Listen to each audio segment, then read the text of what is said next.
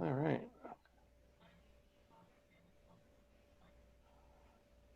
Okay, well, we got 45 people. That's pretty good. Okay, I'm going to start the meeting. This is the July meeting of the New Jersey Woodturners. We are very happy to have Mr. Sam Angelo tonight. He's the famous Wyoming woodturner and one hell of a nice guy. And he's going to be showing us his shop as well as how to embellish his bowls. And I think I know all the guests that are coming in tonight are Sam subscribers. And so for the New Jersey Woodturners that are here, if you have not yet tuned into Sam's channel, please do. So, okay, so everybody saw the two rules. Please rename yourself. And if you want to rename yourself with your local club, that would be cool also. And you can do that by clicking on the upper right-hand side of your thumbnail of your photo. And so, put your name and where you're from, which club you're in. And with that, I'm going to turn it over to Sam.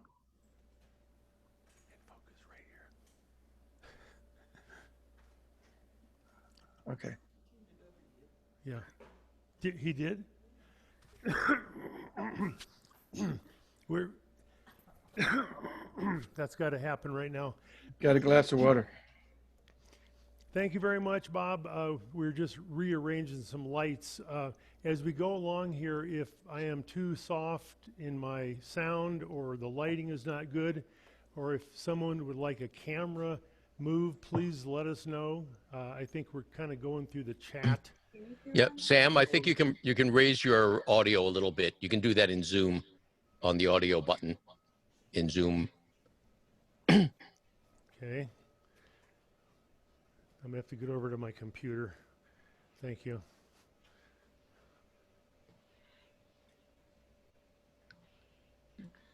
So Sam and his wife Cheryl are giving the demo tonight. Cheryl's in the background there, and hopefully we get her in front of the camera for at least a second.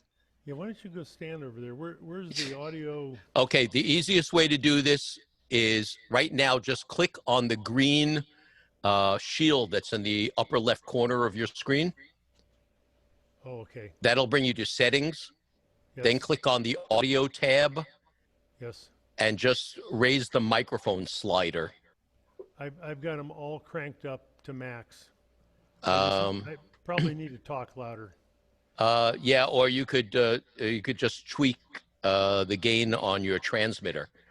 You're using a Samsung XPD. Yes. And if you pop open the little door on the transmitter, you'll see there's a little screwdriver in there. You can actually turn the pot up just a little bit. I saw the screwdriver. Yeah, just hang on. Yeah. Just turn it clockwise just a little bit. You see what the screwdriver goes into? Yep. Okay, here we go. Is that better? How's that? A little more? A little more. That's good. That's very good. That I didn't know what that was for. Now you know. Oh, man. Building tech support with Alan Zenrich. Thank you, Alan. Okay. Okay, so I'll step in and say hi. Hi, Cheryl. Thank you for coming. You're looking good tonight. Thank you for showing up. Thanks. All right. Thank you, Sam, for tweaking a little bit. Oh, I'm glad you showed me that because I've had a problem with my microphone audio. Anyway, thank you so much for inviting me to demonstrate New Jersey. I never thought I would be in New Jersey, but who knew? Bob Amarant, thank you very much for helping me all the way through this. We've had our own share of Zoom meetings and appreciate all the help. I've gotten so much help from so many people. And Alan, Alan, he is just, I don't know how to say it. I'd just start gushing. He's helped so many people be able to do these interactive demonstrations, and it's just amazing. Mike Peace. Mike has kind of been my therapist. When I start going crazy, I call Mike, and I think he's demoed for you guys. He's a great guy, and he's really helped me a lot. Yeah. Sharing ideas and everything. And the last person I need to really thank is my wife, Cheryl. You just saw her. we'll be at 46 years in December, Alan. So we're right behind you there. Anyway, we'll see if these numbers on these keypads work here. So the first thing I want to do is show you a little shop tour, and I think Bob sent out a link to a YouTube video, which is the longer version of this. This is just a little over a minute, so let me see if this works. Make sure that vMix has focus. You may still have Zoom having focus. Click on vMix first.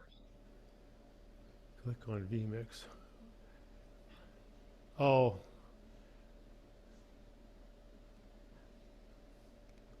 Okay.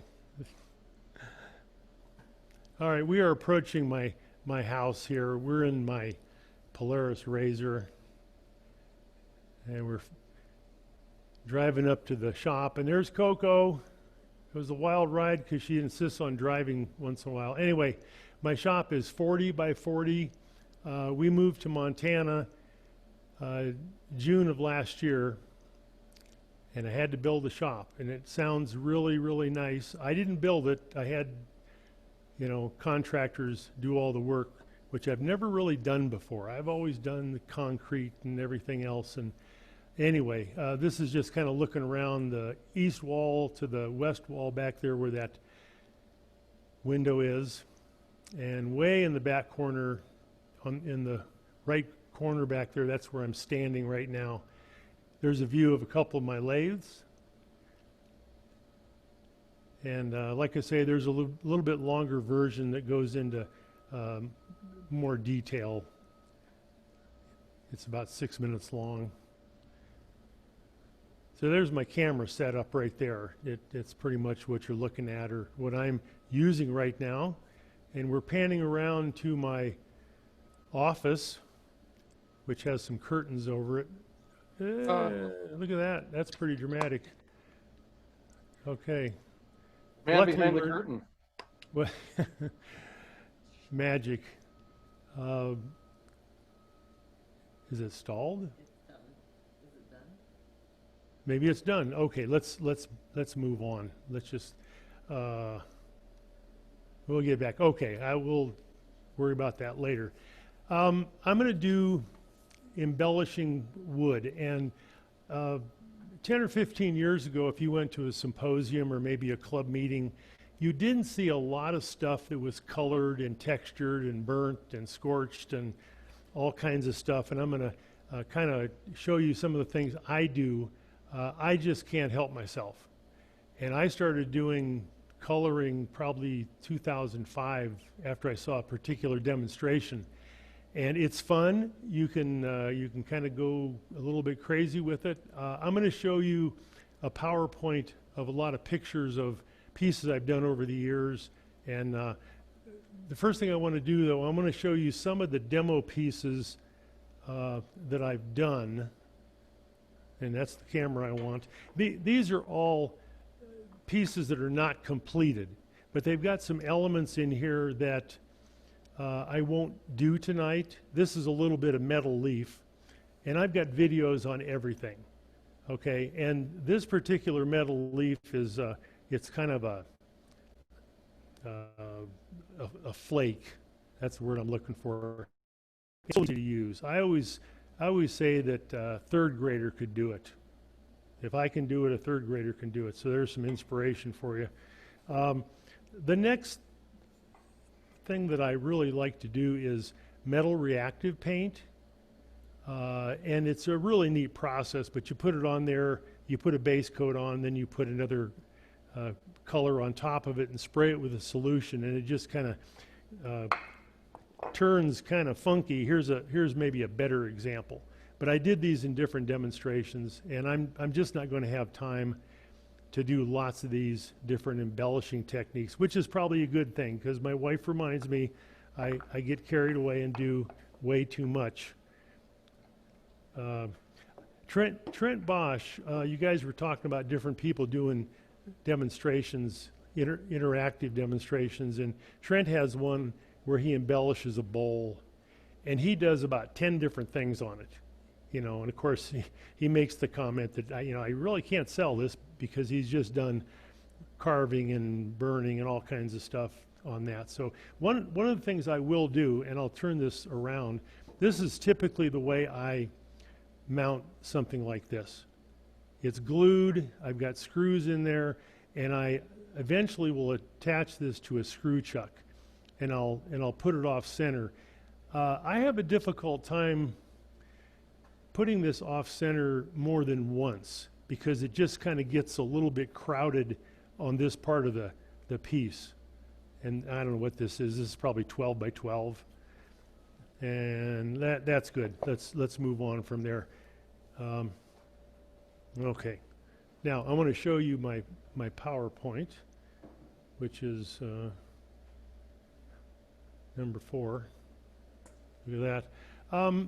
These are different embellishing techniques that I can do in my shop: metal reactive paint, texturing, gilt cream, which I'll do tonight. A little, not pyrography, my wife is the pyrography expert, but I will do some burning.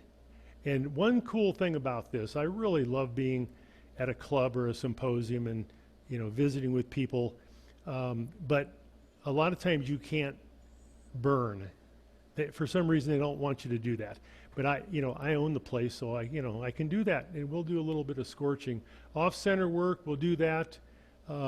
Metal leaf. I was told by an artist, I made the comment that I do gold leaf, and that person said, no, you don't do gold leaf, you do metal leaf, and there's a big difference.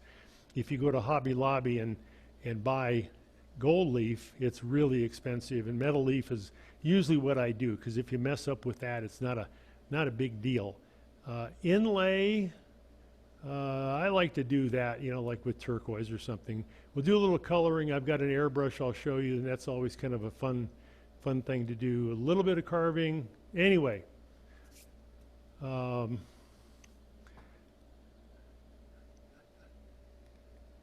my camera here. All right, now what I'm going to do, there's a difference when you're dealing with end grain. This is a little block of maple, and I just make kind of like a medallion out of that. Oh, I was going to do, oh, my dear wife. Okay, I skipped over my PowerPoint. Oh, I went to the first thing, and then I stopped. Okay, all right. I'm really organized. I just don't know it. Okay, I'm going to show you some of my pieces, and I put up this piece and the second one on purpose because you may look at that. That's a nice box elder bowl, and there's a hollow form that I think that's maple if I remember correctly. But are they embellished? Did I do something to them? Well, I think when we finish a piece with whatever we put on it, an oil usually on something like this, we're embellishing it. And I really believe that. However, a lot of us are influenced by Nick Agar. And if you ever want to see a really, really cool website, it's amazing how much Nick accomplishes. And I've always been inspired by his really, really large pieces that are textured and colored. And, a lot of us have done some sort of a sunset bowl. I try not to copy somebody, and the previous picture is probably more like a Nick Agar piece. This and the colors are really different, and just kind of green and a little bit of maroon, if I can see that. Some of these pieces I've sold. This is a little lidded box. That's a holly lid that you're looking at with some texturing on it, and that's the first thing I'm going to do is just a little bit of texturing and coloring, and it's really simple to do. It's pretty easy. That's the roof of a birdhouse that I textured, and I hope I have another. Nope, I thought I had a backed off view of the birdhouse, but that's okay. One of the things I do a lot. I'm going to try to. Nope, that doesn't help. But anyway. I do a lot of coloring on hollow forms, and the process I do I really learned from Chris Pitlick, and I start coloring from the inside. And these are all burls, and I turn these fairly thin, not real thin, maybe 3/16 to 1/4 inch, and then the dye just bleeds through. And I use a trans tint dye. You can get that from Woodcraft, or Stuart McDonald is where I usually get that dye. There's another piece, and a lot of times these pieces, the pattern you see is dictated by the grain. And it's kind of fun because you never know what you're going to get. This piece turned out really nice, you know. I can't take a lot of credit because that's more Mother Nature with the burl and the figure and the grain and everything. So there's another, and I'll kind of run through these a little bit quicker. They're pretty much the same. And as I said, Bob sent you a bunch of my pictures, and there's probably more in that email. This is one of my favorite pieces. This is just in my shop in Wyoming. It's got some texturing and different things, and looks like metal reactive paint as well. This is more like what I'm going for tonight. I'm going to try to not quite cover the entire thing with stuff. I think this turned out okay, but I tend to, go too far, like a lot of artists. I go right up to the line, and I tell myself I should stop, and I don't. So there's another piece. This is one that has a little bit less in it, but I really like it. It's a little less cluttered, if you will. And that's what I'm going to do. I think I'm just about to the end. These are just some medallions I've made, and I'll start out with some texturing tools.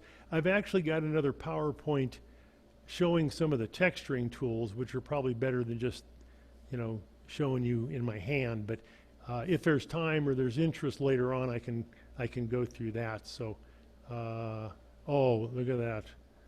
That's cocoa, and that was a long time ago in Wyoming, and I had more fingers in those days. All right. Now, okay. So here we are. I need to face this off. I'm going to do some turning. However, I would not say the focus of this is really turning. It's, embellishing wood, so I need to find a tool. Oh, I need to put a face shield on, pardon me. There we go.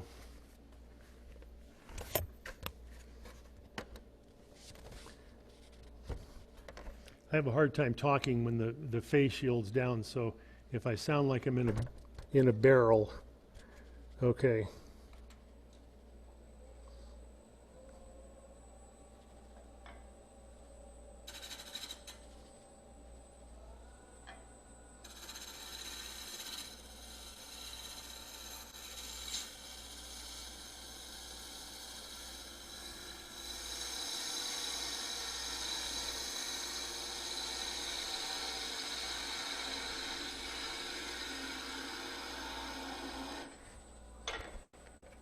Tool rest is just a little high.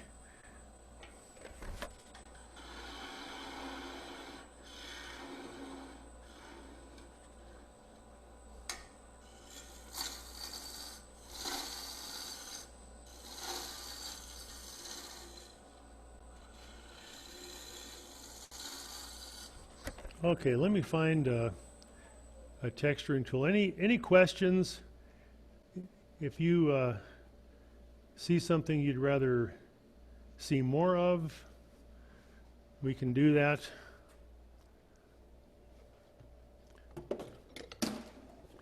Okay.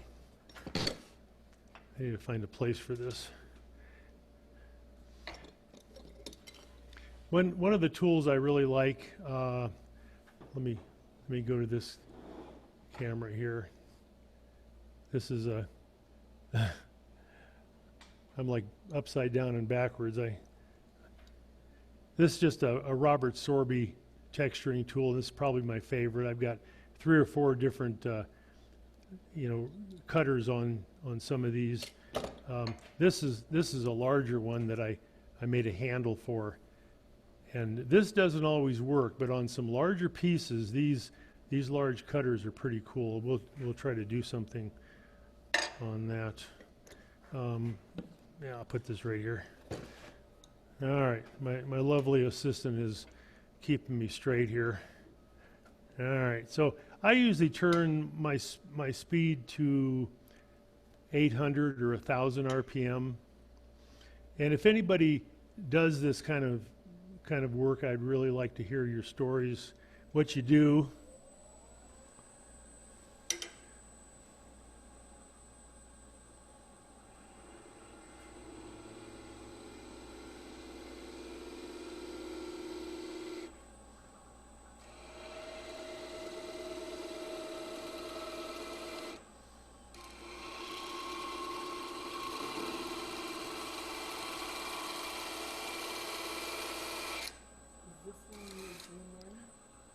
Right up on top.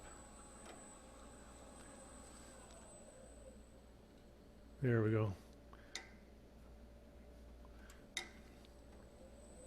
One of the most important things, and it's like you have to do this, if you present this tool at too low an angle like this, that actually works. Sometimes the wheel won't turn, so you have to come around till that wheel is spinning.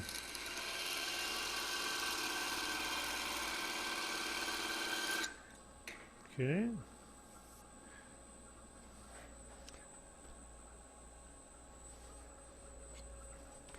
Now I've got a point tool, and if you see my videos, you've probably seen my point tool. I'm just going to find out where those little texturing areas are, and I'm going to just take my point tool.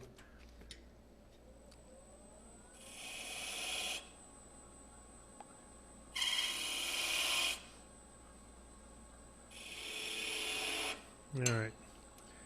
Now I'm going to do a little coloring on this with some markers. Oh.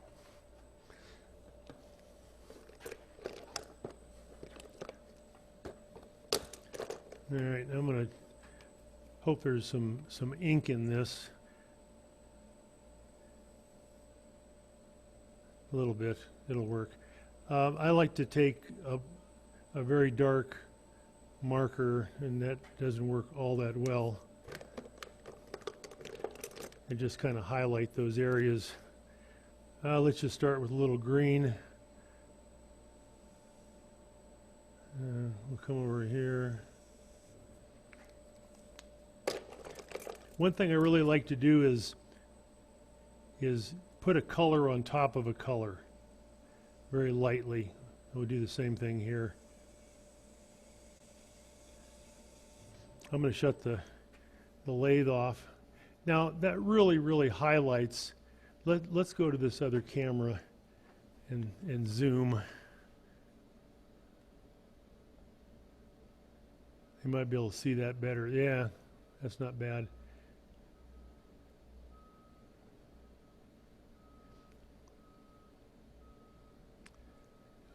And the markers really bring out the texture pattern. These are Faber-Castell or something. I get those from Dick Blick. Yeah, Dick Blick, that's actually the name. They're considered a paint brush tip, and I really like these. These are my favorite. I've got a lot of different ones. All right, a little more color. Right here. There we go.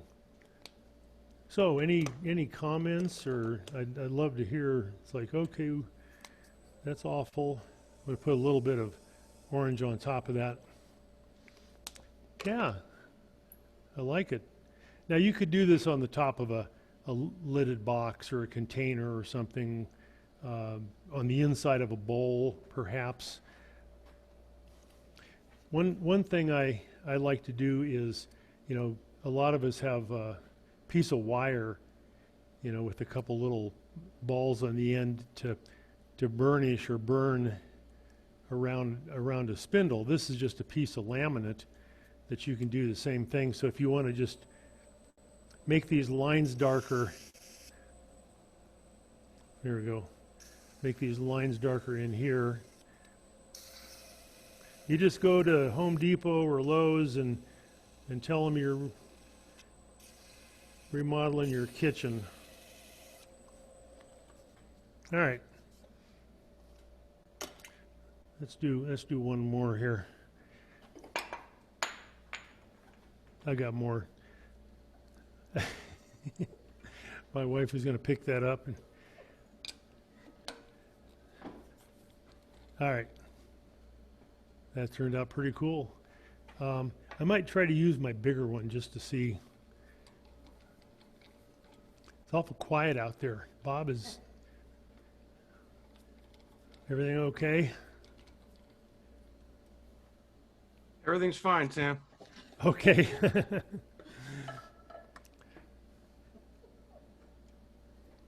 All right, let's clean the face of this off. Again, what do I do with my tool? Here we go. All right.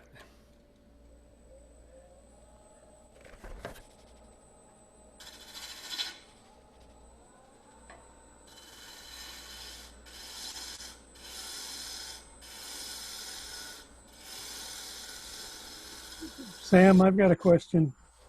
Okay. How do you keep the tool from destroying the pattern that you just laid down? You know, if you hold the tool on too long, it just grinds up the wood. Oh, that's a good question.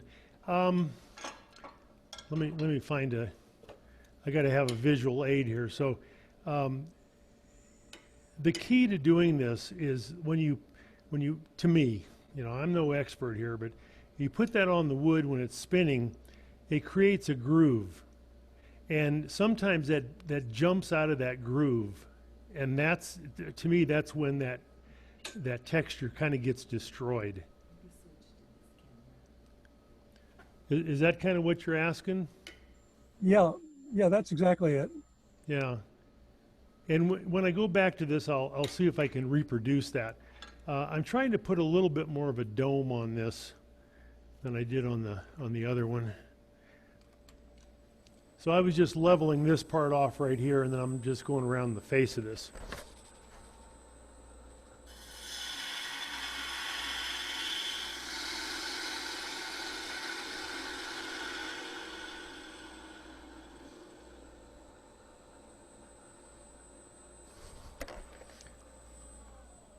Now sometimes we all have to deal with this this little bump right here, this little nubbin of wood.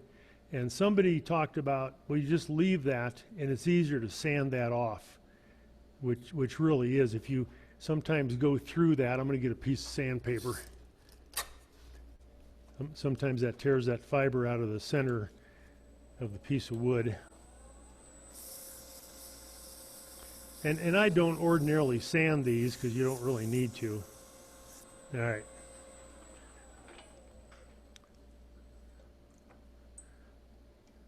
How is this angle for you? Is that pretty good? Yep. I'm going to go to my bigger tool, and I'm going to do some of this on the real piece, on the main event, as I like to say when we get to that. If you're real careful, you can go all the way across this in one go. I should mention that Nick Agar has an excellent video showing the Robert Sorby texturing tools. And you might find that under Robert Sorby, but it's really good, and he shows you how to do it maybe better than I can, certainly. Okay, here we go.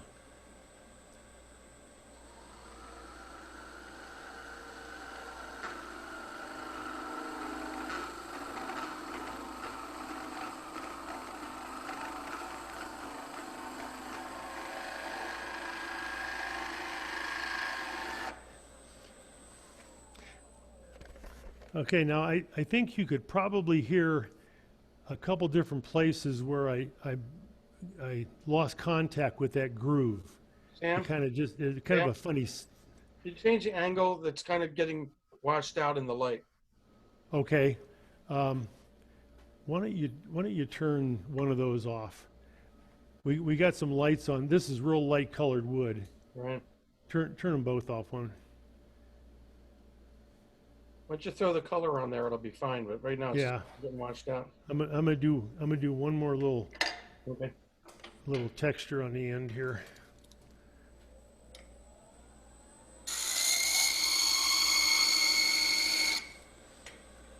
And I'm really pressing down on that.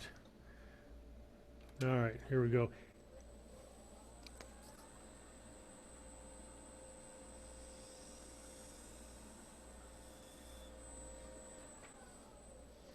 Now, are we on the? There we go. There you go. All right. That's amazing. I always thought you spent 3 hours hand carving all those lines in there, and you did it in 3 seconds. That's what I tell people. I don't like this one little area right here. I can see if I can find a contrasting color.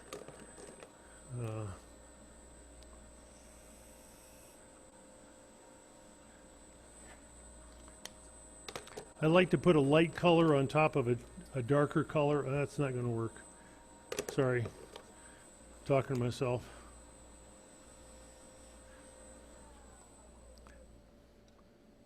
Yeah. Anyway, that's kind of the pattern you get with that larger tool. How are we doing for time? Okay. 7:35. While I'm here, I'm gonna do one more because I got a couple more tools I want to show you. I'll just take this off. This is kind of a neat project if you've got a grandchild or kids in the neighborhood. I think it's safe if you do this part of it and let them color. You know, I've had my granddaughters sit at the end of the lathe and just color that, and they just love that. Got to be safe. I'll just take this off.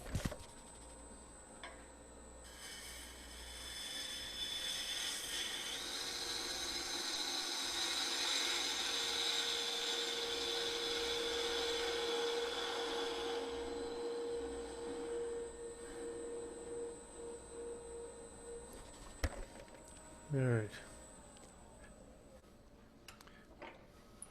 Now one tool, let me see if I can find it. This is a Wagner tool.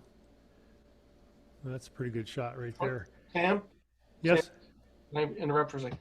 The thing I like about this, what you just kind of erase that pattern, is that as you get one of these tools, you can experiment with these different angles. So you might even have a series of these that say, okay, this is this particular cutter held at 1 o'clock or at 2 o'clock or at 3 o'clock. So if you're trying to duplicate something in the future, you know how you did it.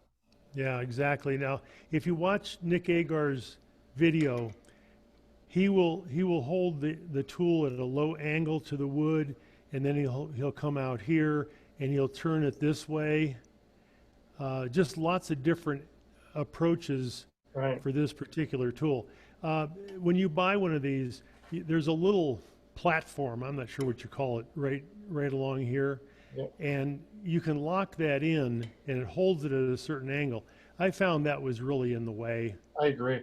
And I think Nick Agar, I've seen him demonstrate this in person, and I think he also takes that thing off. But you have to have kind of a death grip on your tool. So the one I wanted to show you was a Wagner. Yeah, that's the name on that. Joe Wagner is a Utah woodturner, and I always went to the Utah Woodturning Symposium, and Joe went to every one. I think he went to 38 or 39, and then they canceled it a couple years ago, which is very sad. But anyway, some of these tools work better on end grain, some work better on side grain. Joe actually has a video where he just completely covers a lidded box with this, and it's a neat tool. I just need to use it more.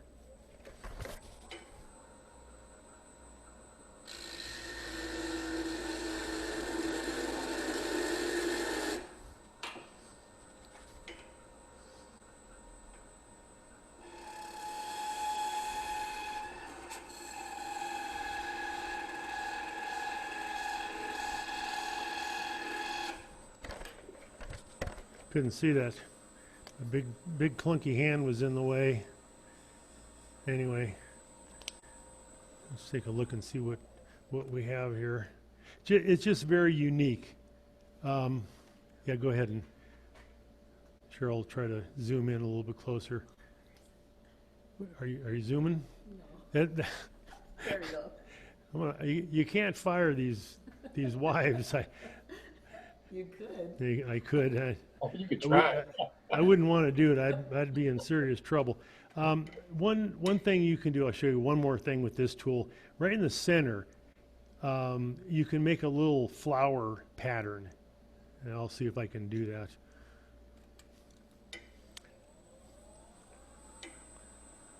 Start right in the center. Get my hand out of the way. Oh, that was not good.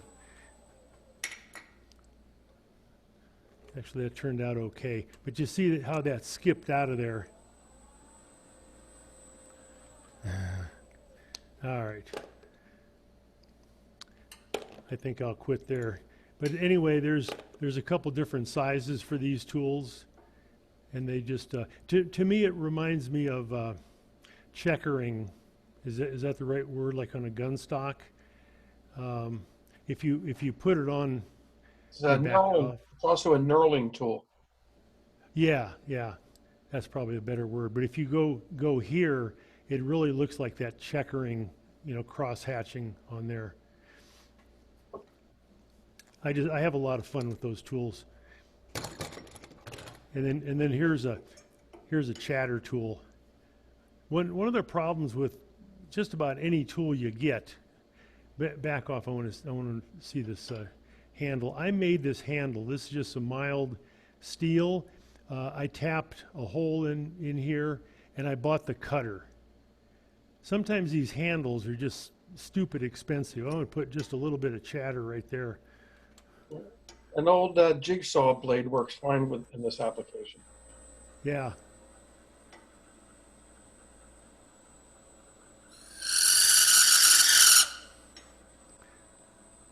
My poor dog's going crazy over here. What are you doing?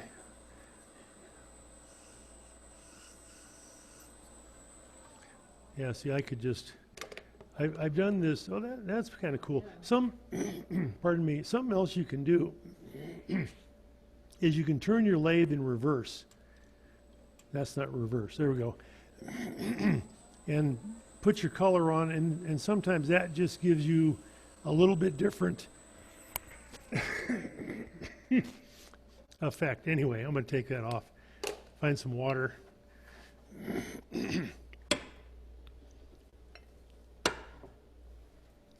Okay. You could probably, well, we better keep those a little bit. Now, where am I at here?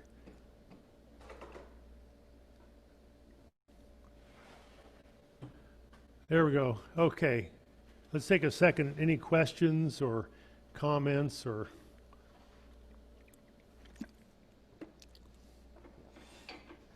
things you'd like to see or things you don't want to see? I'm going to start working my way into the main project here. And I'm going to start it on a screw chuck in just one moment. I want to show you, let's see.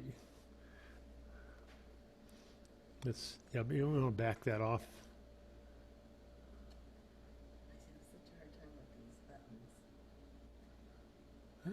Oh, let's go to this one. Oh my gosh! Okay, camera girl. That's back. Well, it's not, it's moving here, but it's not moving for you. Well, Okay. Oh my gosh. How did we, okay. All right. Sorry. Technology in action. Okay, anyway. You're doing fine. This is a little bowl that never got completed, and I was probably just messing around with this inside pattern. It's really, really fun to do. So that's the first thing I'm going to do on my project. So let me put that on the lathe here.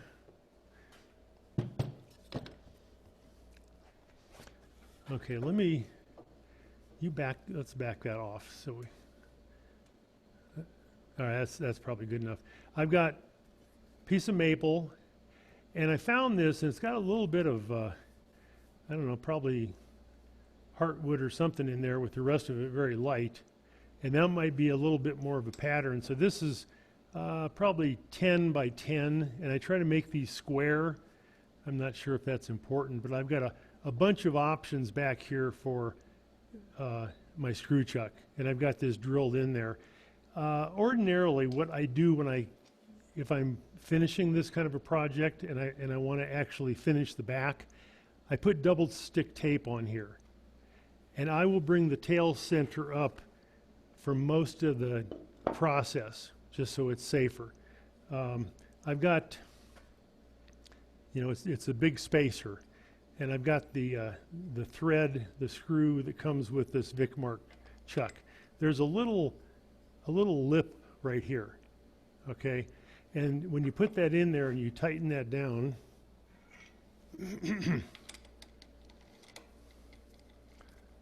you can kind of feel it. Like right now, it's starting to grab. There we go. Okay. Now, one comment I would make about putting a screw in there, metal doesn't compress very well. Metal to metal, so it's not a bad idea to check that once in a while. Part of the reason I put the spacer on there, it's like a big washer, is if let's say my center hole strips out, all I got to do is take this off and the screw goes into the wood farther. So let's put this on here, and I'm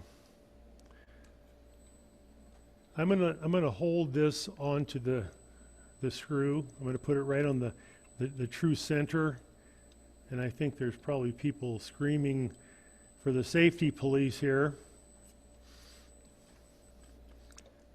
but I'll blame it on being arthritic and having weak hands, and that really threads that on there pretty good. Now, I'm probably going to bring up,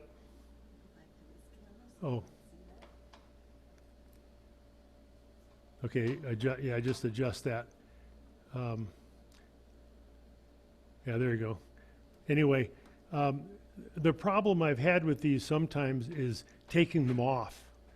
They screw on there so solidly. Okay, now we'll do a little bit of turning on here. Something's in the way. I got my switcher. I got to have a switcher for these cameras. You know what I'm going to do? I'm going to show you something. I can't quite get in there. This hits my banjo down here. So this little item here, this is a robust Sweet 16, and this is like an offset for your tool rest, which I think is worth showing you, and I really think I need it on there. And then I can get closer. So put this on here. I'm going to put it about right there to begin with. And now this moves your tool rest out a little bit farther, and I'll end up missing that. Oh, you know what I need? There we go.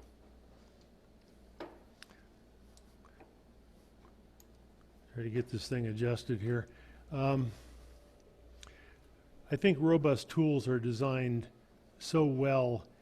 This has an Allen set screw back here, and it just happens to be an 8mm, which is it fits a lot of the scroll chucks we have. Anyway, now you can see how much closer I can get there. I can't hear them. Yay! Yay! Thank you. All right, let's. So Sam, you're saying this is a piece of maple? Yes, Okay. there we go. All right.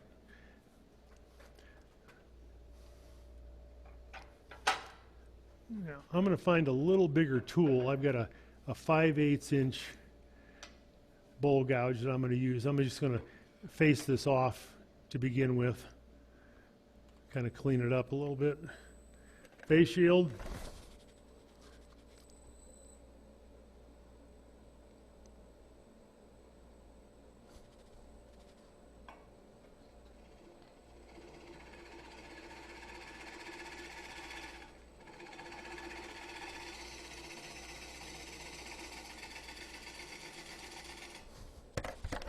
I gotta look at my speed. I'm only turning about 500 RPM. I think I can crank that up just a little bit. When I get this center trued up a little bit, I'll bring my tail center up.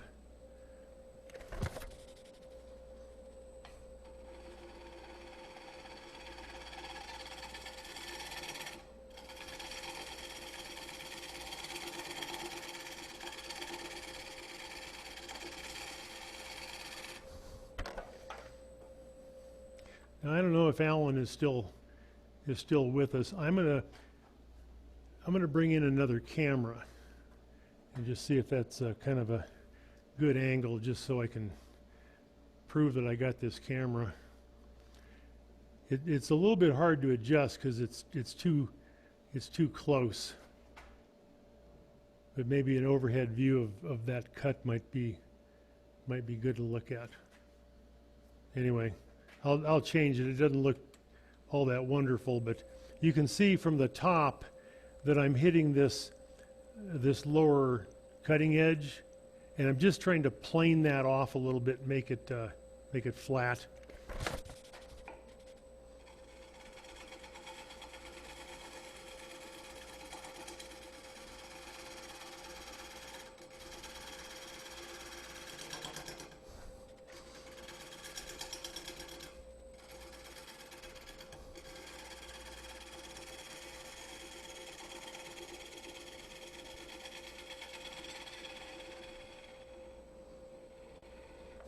Okay,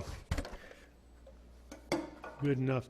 If you ever make, and I'm gonna move this camera because for that particular operation, it's not all that wonderful. If you ever put a glue block on a piece like this, like I did on the back, you can level that off really well as you can, and then take a block of wood with sandpaper on it and just put it on there, and that'll help kind of level that off and show you where your high points are and low points. All right. I'm going to get my tail center up. And what I have here, this is the tail center that came with my robust lathe. All right, there's a pretty good view. And I've got these little adapters with a nut. You know, you can thread those on, and I couldn't find one of them for the life of me. But I don't really want a center on this, so I've taken that center point and backed it off. And what I'll get is just this little ring right there, and I can use that as part of my design.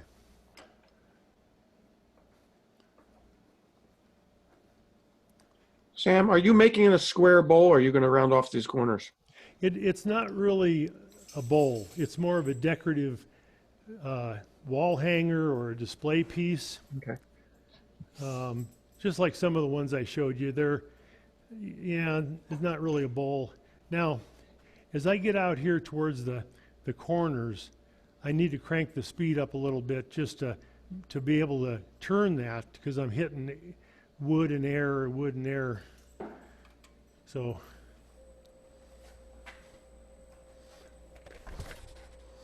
turn my speed up. See, I'm only turning about 600 RPM.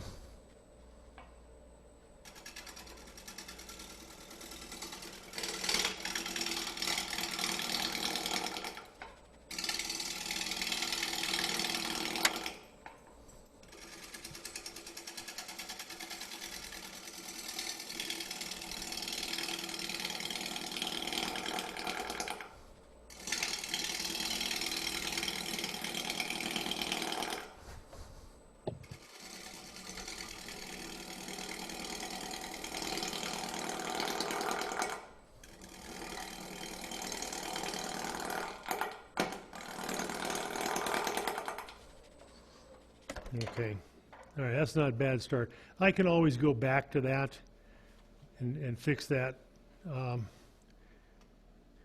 Would you get me a knife out of that drawer, my dear?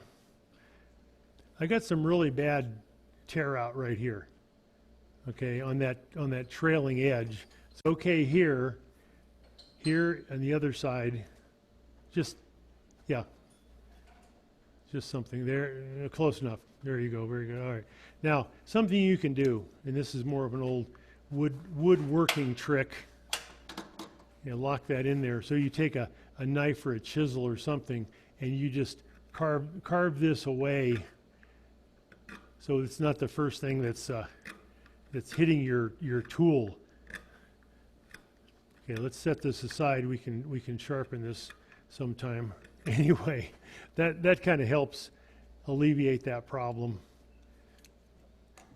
All right. Anyway, I definitely want to come back to these. I'm not sure what I want to do with these corners.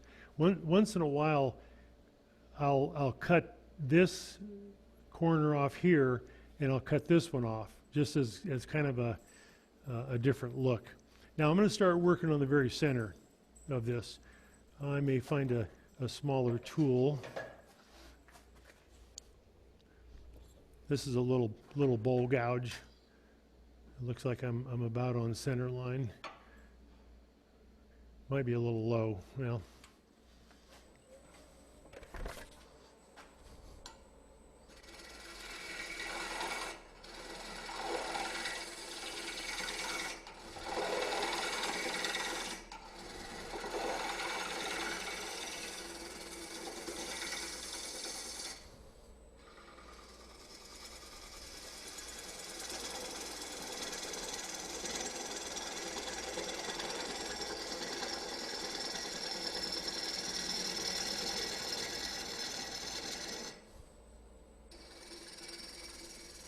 just do a little scraping on that. And for most of this piece, I'm going to do something to the surface. So having a really nice polished, sanded surface isn't all that important. I'm going to take my tail center away and just go through that. This is not coming off, okay? I promise you. Yeah. Raise the tail center up just a little bit.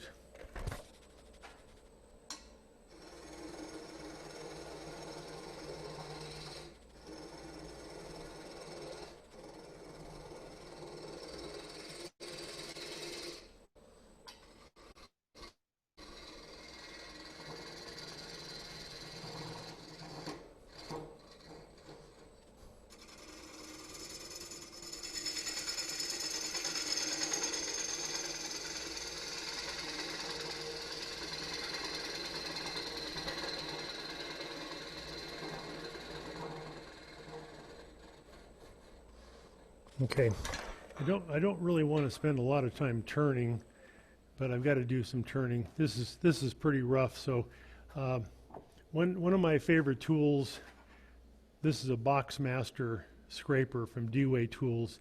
D-Way Tools was bought out, and I think old Dave, what's his name? Dave. I want to say Schneider, Schwarzer, and anyway, it'll come to me later. But this is a great tool, and let's see, can we? No, this is okay. This is a pretty good view. I've got a knob on here that just, you just release that and you can turn that around. All right. And this knob to tighten that is actually sold by D-Way Tools. And it looks enormous. But what I did, I took this and I cut it in half with a hacksaw. Okay, so it's actually not as big as it used to be. So if I'm working on a box, this curve is for the outside of like a box. And then when I want to work on the inside, okay, hello, just turn that around, tighten it down, and now I can work on the inside. It's a negative rake scraper. It's got a bevel on the bottom and a bevel on the top. I always put a pretty good burr on the top of that. So I sharpen the top bevel, and then I adjust my tool rest or my platform, and then I sharpen the face of that, and that creates a burr. So I'll just go over this and make it look a little smoother than it is.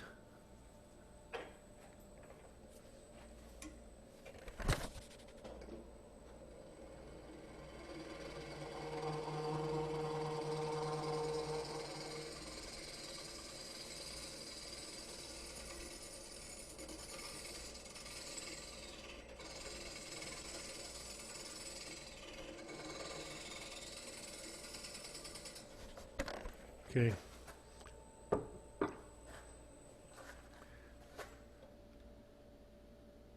Could you raise that up so they can see me? Now I was going to talk about, there we are, designing these pieces. In my PowerPoint I had a list of embellishments that you could do, Well, you don't want to do too much on one of these, A little carving, coloring, texturing, maybe enough. Putting a bead in there someplace may be good. The problem with trying to design one of these, you kind of look at a sequence. I'm going to do this first, like in the center here. I'm going to do that first, and then you do something else. And the next thing I'm going to do is put this off center. Okay.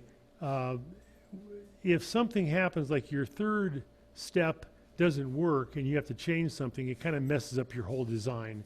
I've got something in mind for this. I want to leave some area out here where I can put that off center and get some sort of a detail that's not on the true center. All right. There we go. Okay, I'm going to find a smaller tool and I'm going to do a little bit of work in the center there. I got to get this tool rest out of my way. All right.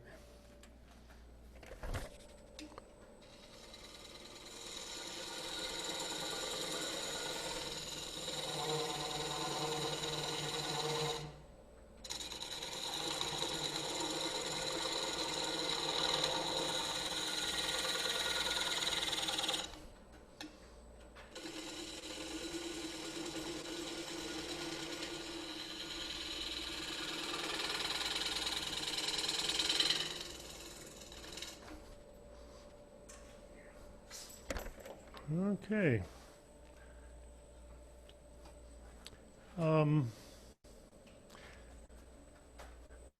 Pardon me, I'm thinking. That really slows me down. I've got actually another D-Way tool. This is a beading tool, and I've got 3 of these beading tools. I'm going to put a bead right here, I think. Yes. These work maybe better in end grain, but this will work. I'm going to check my speed. It's right at 700 RPM.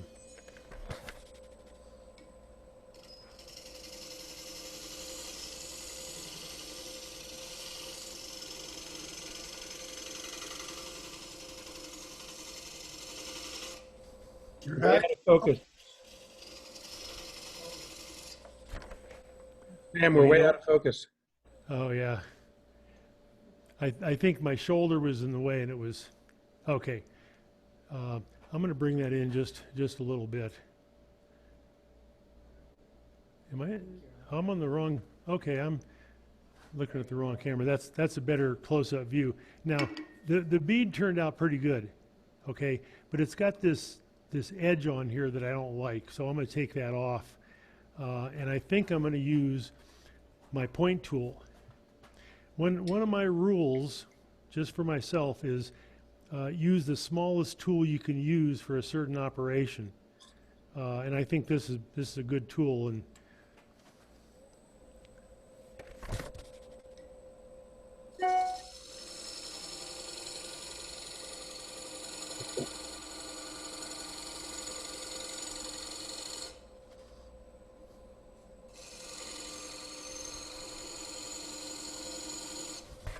there, that makes that bead a little bit more inset. I've got some fibers breaking out here, but I'll need to sand those off probably.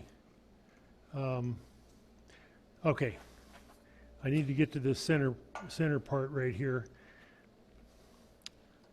Actually,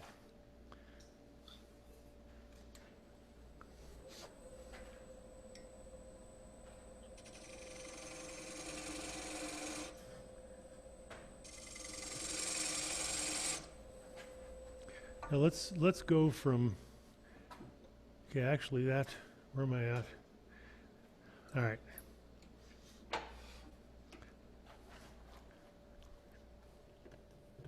Now I'm going to come back to this little bowl right here, and that's a pretty close-up view of that. And I've got some design in there. It's not all done with texturing tools. It's done with a hammer. I've got some leather working tools that I've used. Right in the center here, there's some a big point tool that I'm going to use. I think I'll start with that. You kind of get the idea of what I do with this, and it is so much fun because you can just walk around your shop and find different little bits of paraphernalia. You take that out and just set it there. So I've got a really large point tool, and I'm going to come in here in the center. Now, which camera am I on? Okay, I need, if my hands get in the way, adjust that. So I'm just coming in here with my point tool. I'm going to have an indentation right, lower that down so they can see this.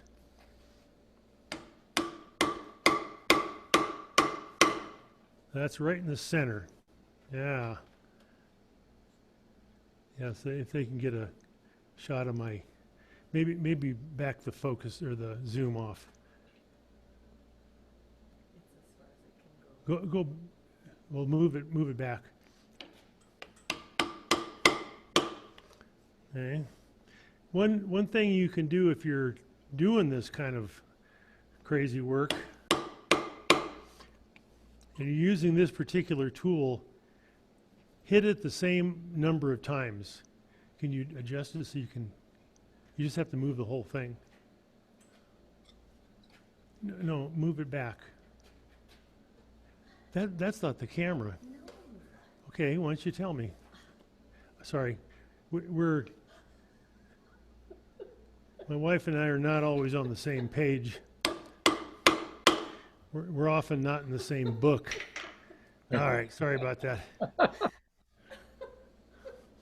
right, I'm gonna keep this camera.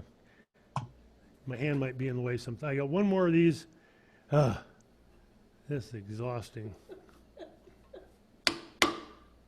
All right. Now I think you can see that. I'm going to do something. I'm going to do a little bit of airbrush work on that, and that'll really show that up a lot better. I'm not going to use that right now. Here's a spur drive. And I was walking around the shop, and I thought that is a really good tool for whatever you call this, what I'm doing here. Well, you can't. Let me try. Would you, number 2, just lower that down. Okay, at least you can kind of see. Yeah, there you go. All right. Hit it the same number of times. I'm going to try to put 5 of these around this. I'm just eyeballing these. 1, 2, 3.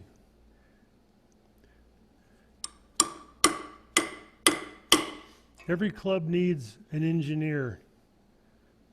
We have an engineer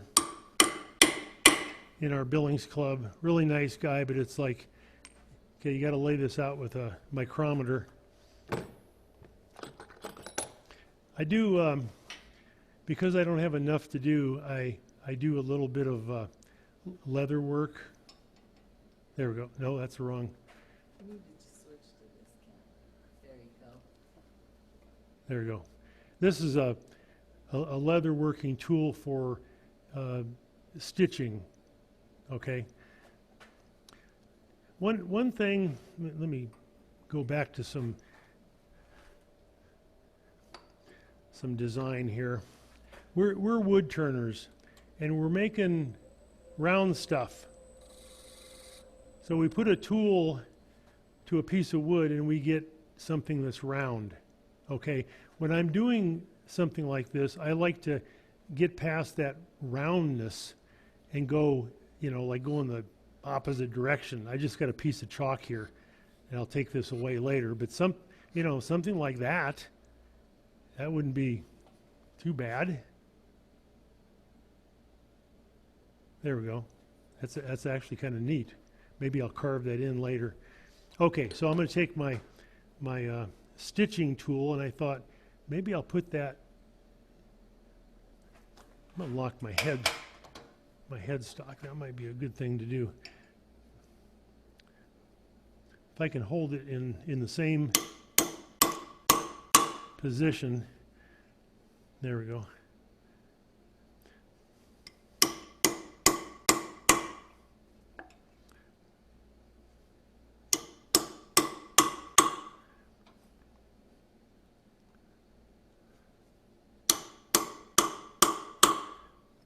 One more.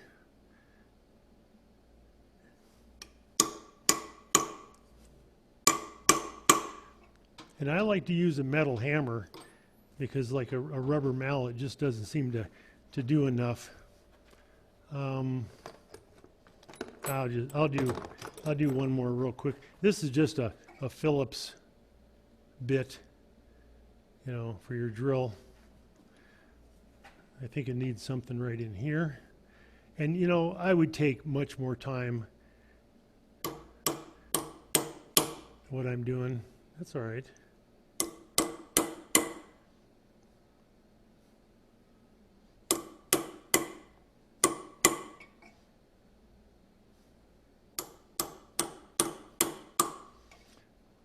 One thing I've really tried to do, excuse me, too much stuff in the way. With Nick Agar, a lot of the stuff I don't want to say copied from him, but he has inspired me, you know. And this is something Nick would do. It's just kind of a crazy pattern there. All right. I'm gonna do one more. I gotta do a little turning. I gotta get rid of this funky area right there that's not clean.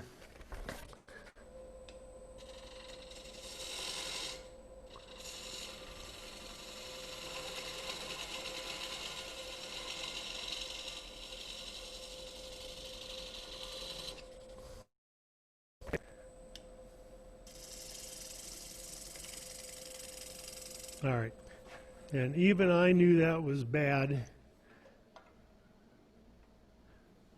zoom this back in for just a second. So Go ahead.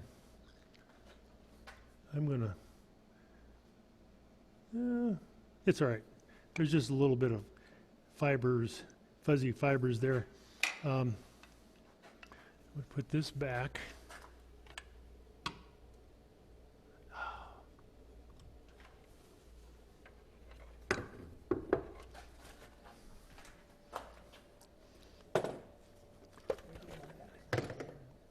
Right here. All right, I've got a, yeah, could you, a Proxon carver.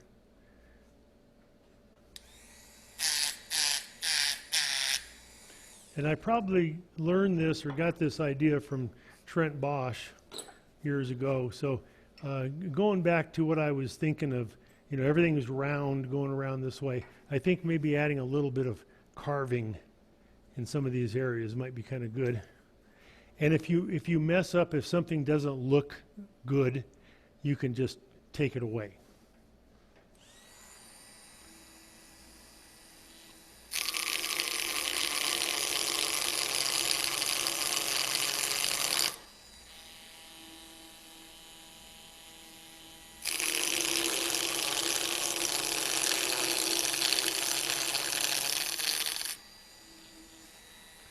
I got to kind of look at my spacing so it's fairly close. I know.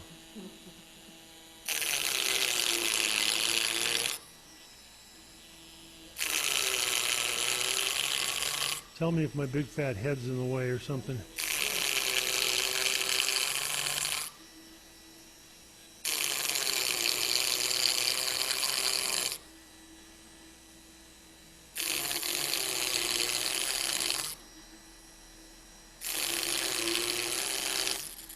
You just leave those little curlies in there, but I won't.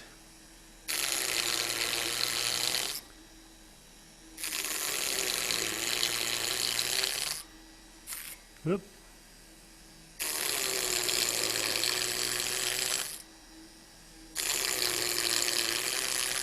All right. My wife gave her seal of approval. That was pretty good. Okay, now I've got these little bits of wood there that I'm going to just take my point tool, get in there. Okay. All right. Yeah. All right, so everything is done to a point. The next thing I'm going to do, let me get my airbrush out. I need to take this off or do something with it. There. Get it out of the way. All right, now.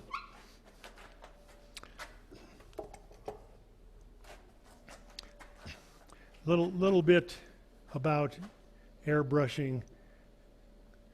I got to back this off, right? That's good.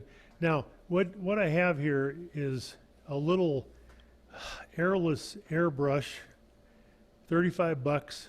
You can't go wrong with something like this. You're going to have to buy an airbrush. And if you really want to get into airbrushing, this is a pache, I've been told. My French isn't all that good. Anyway, this is maybe a little cheaper airbrush. I don't think it's real cheap. I've got a Grex, which, you know, it was $150 or something, which if I'm real serious about airbrushing, I'll get that out. I've got a separate compressor, and it's really, really nice. This particular one just works fine. You can't, you know, if you're trying to paint a feather or something, it's not going to work, but it's airless. So every time I press the button on my airbrush, so I'm going to put it back on the table over here.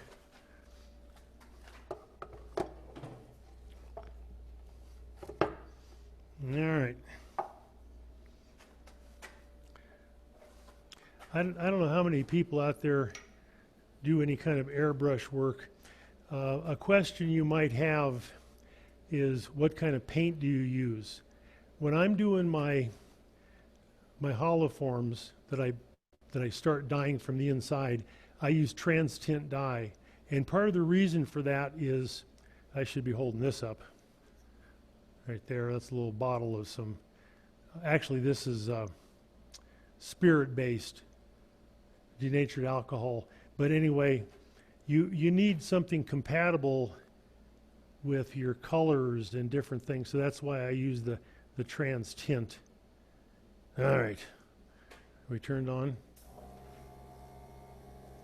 There we go. Now, all this area out here, I can take that away. My wife's getting nervous about all the, my I can get very close to this and get fairly thin with a line. And the closer I get, is that showing up? Yeah. You know, I can get a pretty nice.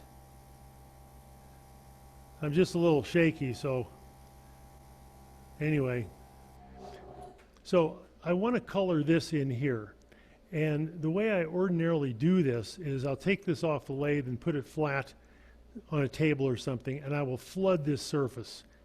And ordinarily I will use like black, you know, really dark. Oh, that's not good. Oh, quit laughing at me. Here. Anyway, I got. She said, "Do you want your glove?" Well, you know, it's a little late for that. I am prepared. I do have a glove over there. Anyway, what I'm going to do is I'm going to cover this entire area here, and anything that comes back over outside this bead, I can just turn that away. Okay, but like I was saying, if I have this on a level surface, I just flood that, and I may go back to it the next day. Make it as dark as you can, and the reason for that will be clear. Now I'm going to just turn this on, and it'll be fine, dear.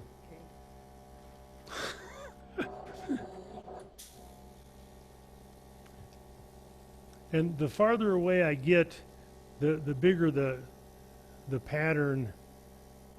Let me turn over here. Which camera? Who's back on here? Yeah, that one's better. Okay. Now I'm going to come in this other side. I can probably avoid that bead. We'll let that air compressor catch up. This is a dual act. Shut up. This is a dual action airbrush. So the first, action, I guess, you press that down, and you get air. You get nothing but air. And sometimes if you're airbrushing, you want an area to dry off, you can just simply, use that position. But I need to do a little bit more. Now you can probably see that right here. I'm on the opposite edge because I can see it better.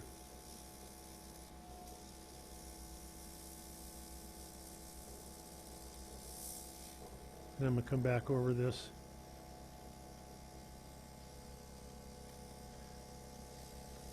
Now I want this really dark, and there's a reason for it. Jeez. Yeah, that's okay. And for what I'm going to do, I think I'll leave that and let that dry quite a bit because I can't do what I'm going to do. I want to hit this just a little bit more in here.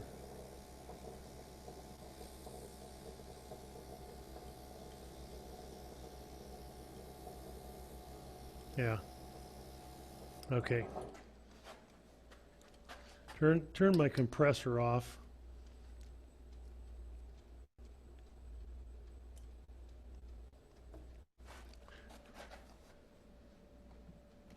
All right, I've got a little airbrush holder back here out of sight. So I'm going to take a paper towel. This is very wet.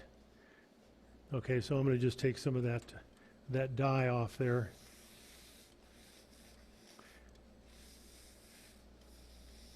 And like I say, I'll come back to that. I'm going to do just a little bit more turning, and we'll revisit the center. Now, I need to make one more comment. I guess the whole thing's a comment. What I would ordinarily do with a piece like this, a bowl, a hollow form, I don't care what I'm turning, I reverse chuck it. Now, this area right here allows me to reverse this and do a friction drive block and turn it to this contour right here. Now, I could probably do it someplace else, but I think this would be ideal. I can reverse that and it'll center it up, and I can work on the back of this. All right. So I need to get here's my tool rest that I moved.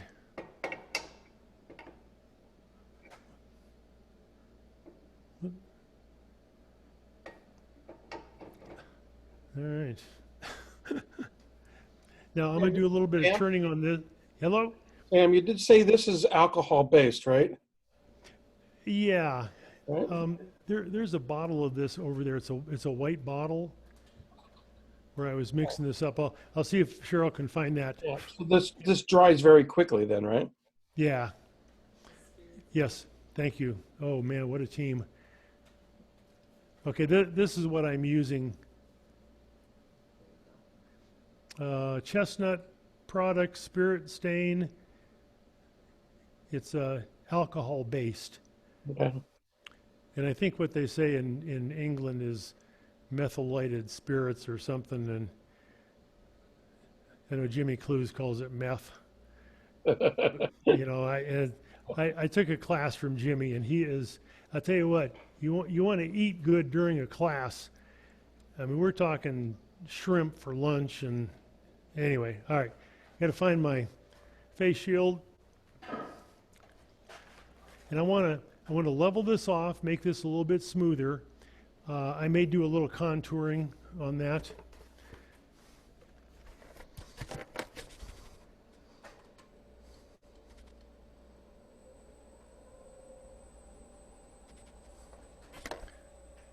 (800 RPM).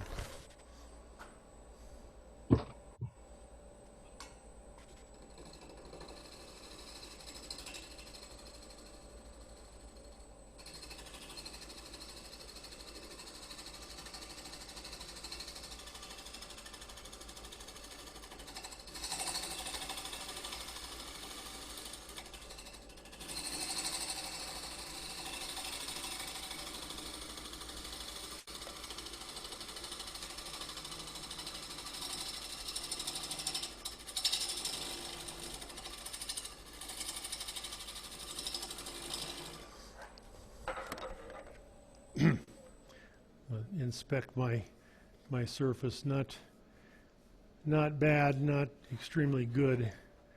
Oh.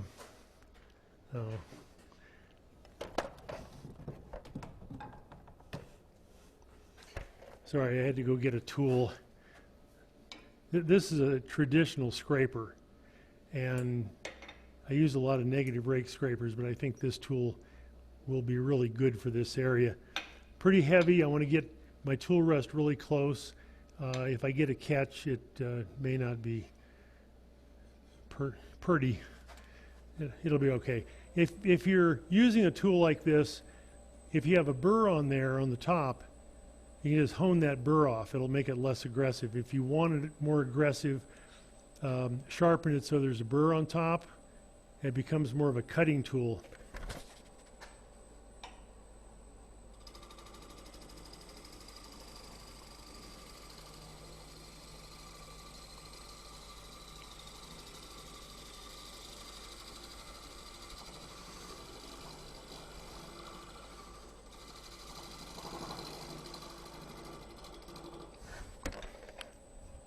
Now, if you can see some of the shavings that came off there, those are from a cut. So I like that. That turned out pretty good, except for out here. I got to do something with that. And then we'll make it off center.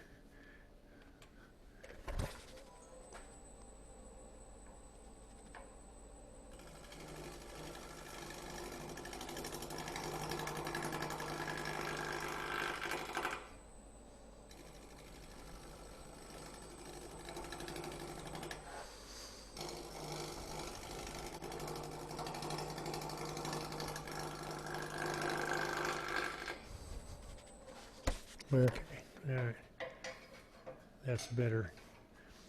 What I really need to do is just crank the speed up to about 1200 and get out of the way.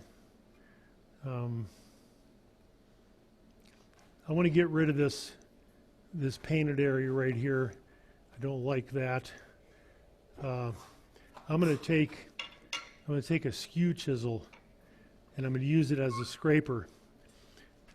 So we have a cross grain piece here, and you don't want this in a cutting orientation where the handle is down, okay? And sometimes you use a skew like that, so I'm holding this absolutely horizontal as a scraping tool, and I can just kind of scrape that paint off there that I don't want.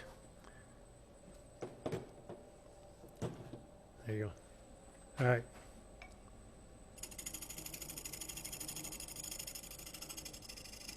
And if you have a nice burr on there, my hand out of the way, you get a pretty good surface on that. All right, let's see what we got. Okay, that's not too bad. I'm gonna do one more thing while I think about it. I'm gonna take one of my markers, and my paint didn't get in this bead very well, so I'm gonna just kind of cover that up a little bit. Better to turn your speed down when you're trying to do this. There, that's hopefully, yeah, it's a little better. Okay. Okay, now let's take this off, and I'm going to put it in a different hole I drilled in there. There we go.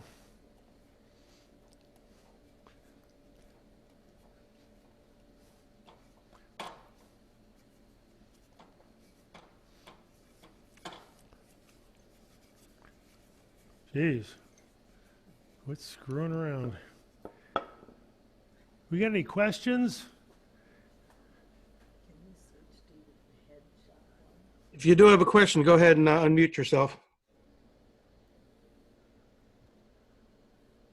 I just lift it up a little bit.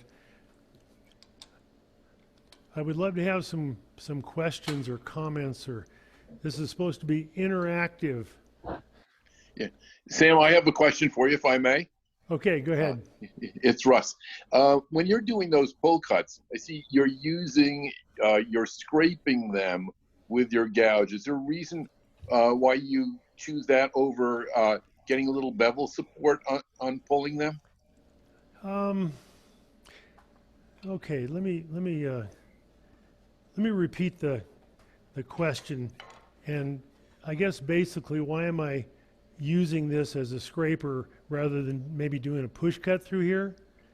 That's No, not the actually pulling, just using a little bit of the bevel, holding the handle low, and just Yeah. sliding it across that way.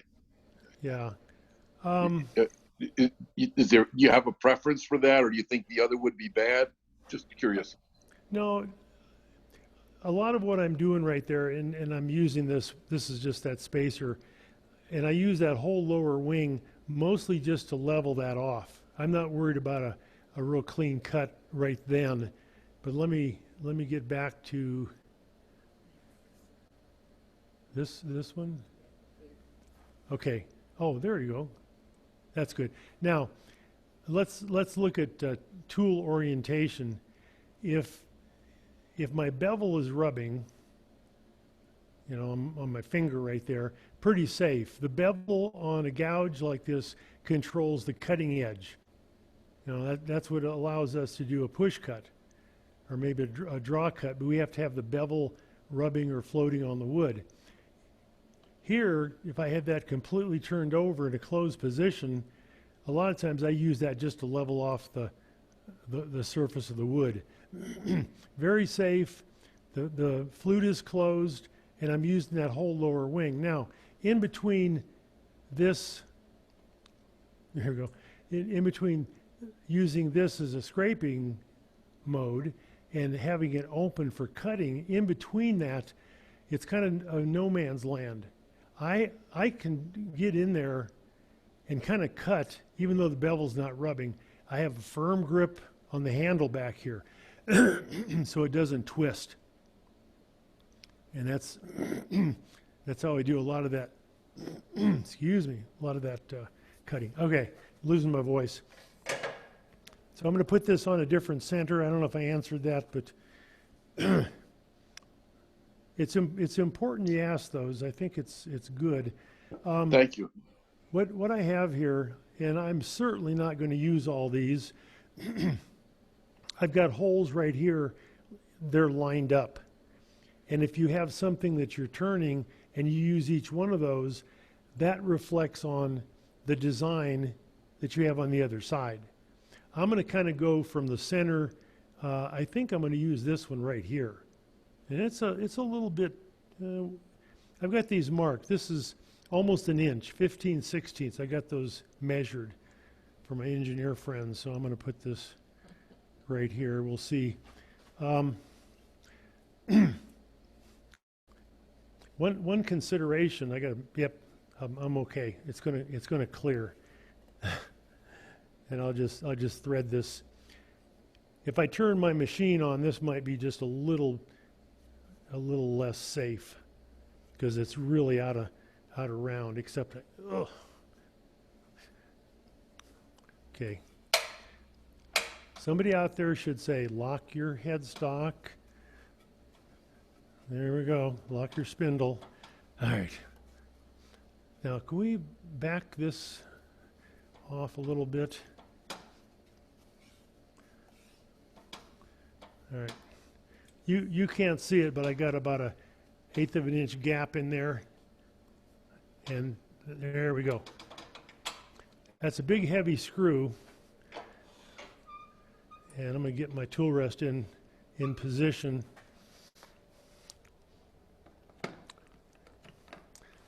And I think what I'm going to do is use a pencil and just kind of figure out where I want this. If I hold my finger right here, it's going to cross over into here, which I don't want. So what's the widest spot? Got to come way out here.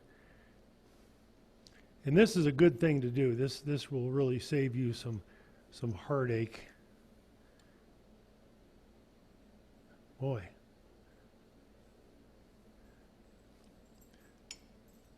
Okay, I'm going to turn my lathe on real slow. I got a mark on there, right there. And we'll see where that ends up.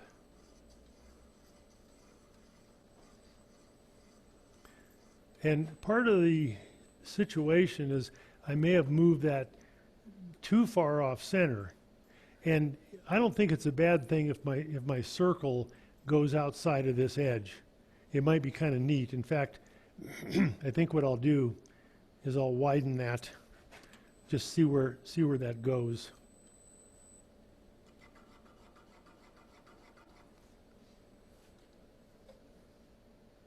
Yeah, I think I might start there. I don't want to get too close to my center design. All right.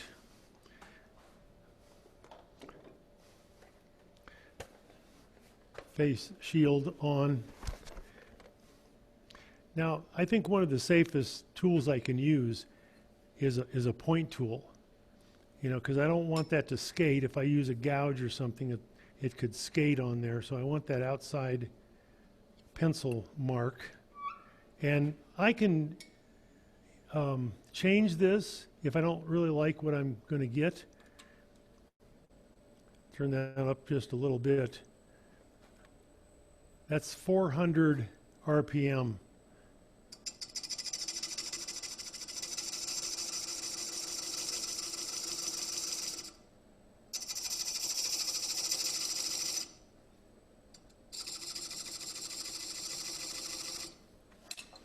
All right.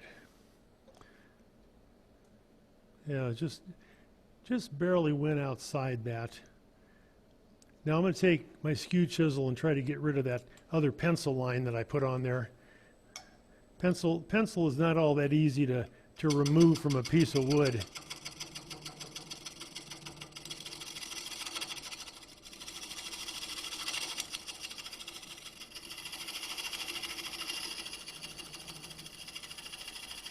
I can still see it.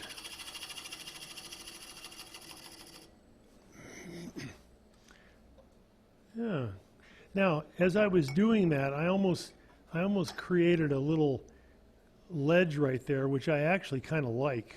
I think I'm going to just follow through with that and kind of make that deeper.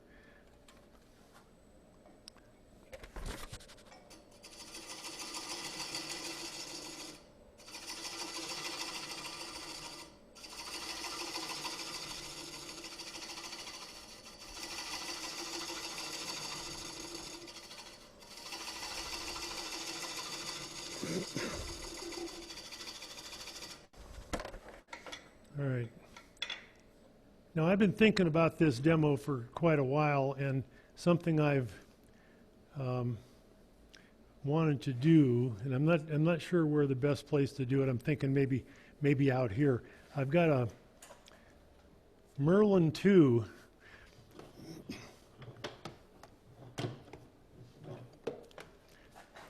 This is another Nick Agar tool. I guess he sells it, you know, he promotes it. Merlin 2, and it's got the chainsaw cutter right here. And I've discovered that you can actually do some real funky texturing with your lathe spinning. Now the question is, where do I want this? And I'm thinking right in here.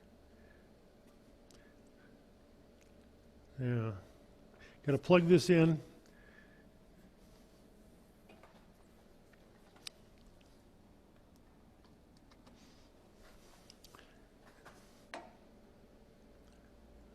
Right there. I'm actually going to be out in midair for just a second, but I think I'll be okay. Does that inspire confidence? I think I'll be okay. Trying to look and see where I need to be. I don't want to really spin the lathe too fast. I don't think I need to. And if this doesn't look good, I'm certainly going to just take it off. I'll do something else there. So this is a variable speed tool. Okay, firm grip.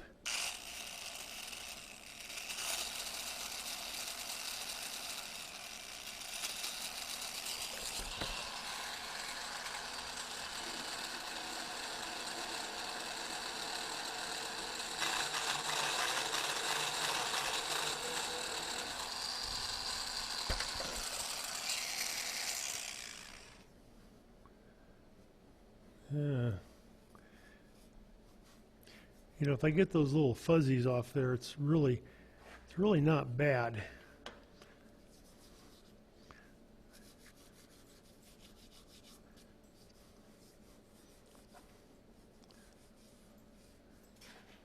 I'm actually going to do that one more time. I think, depending on where the grain was, this came out pretty good. Now, it's a very different pattern that you get when you use this tool. But I'm going to try to get rid of this down here.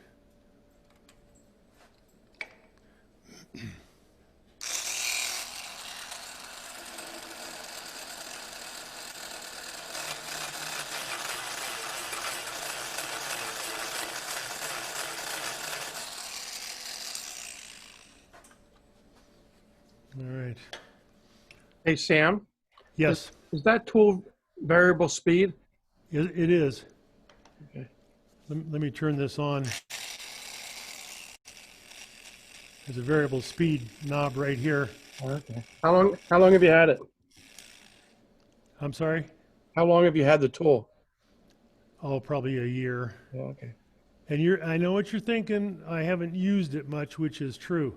So I'm still kind of learning on this. Mm-hmm.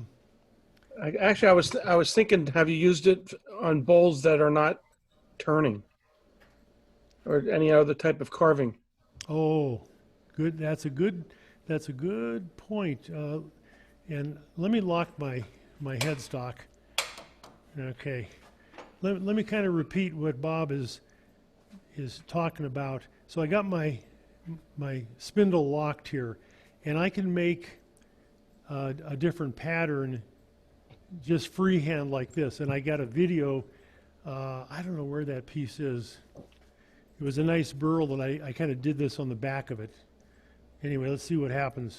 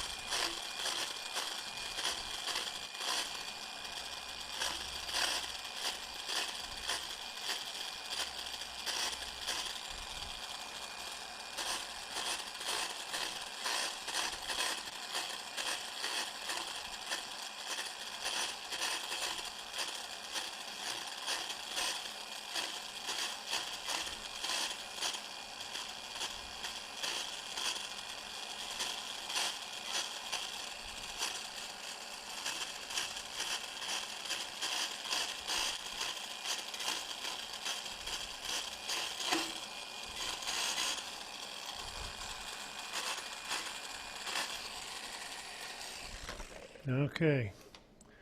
Now, I intended to do a little burning, which I'm going to do right now, and I think I'm not going to take these fuzzy bits off. I'm just kind of curious what'll happen there. But if you have a pattern on something and you do a little burning, this is actually a creme brulee torch. It takes what is that fluid? It's like when I've got a can. What's it say on there? Butane. Butane. Yeah, there we go. Yeah, that's the fuel that it goes to. Anyway, pretty cool little unit.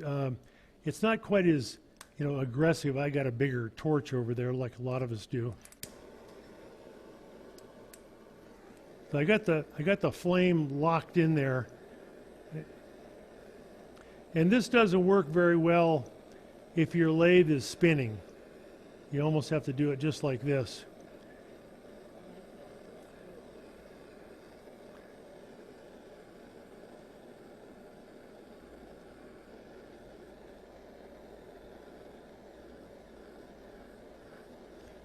What happens, the heat hits the high points and doesn't reach the lower valleys of those texturing. All right, let's go around this part here. I'm gonna turn my speed up here.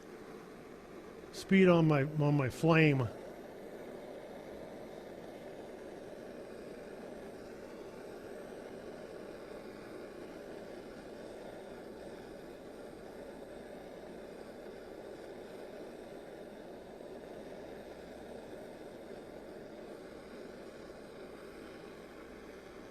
All right. I think that's pretty cool looking. Well, and I didn't do a great job of, once I got up here, I kind of found a pattern I liked. So, I don't know what time we got. When are we done? Somewhere between our time, it's like another half hour to 45 minutes. Okay. All right, I'm gonna do one more thing right here with my airbrush while I'm in the area.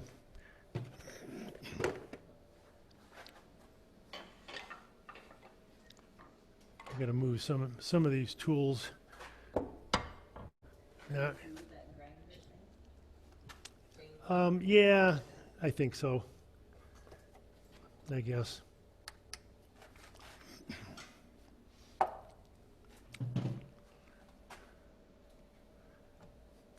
Yeah, I should have put my gloves on. Oh, can you take that off there? It came off. This pulled really hard. There you go. I don't know what I'd do without my wife.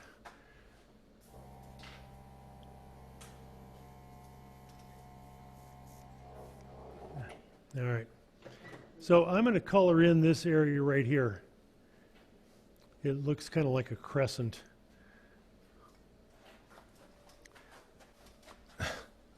All right, you didn't see that.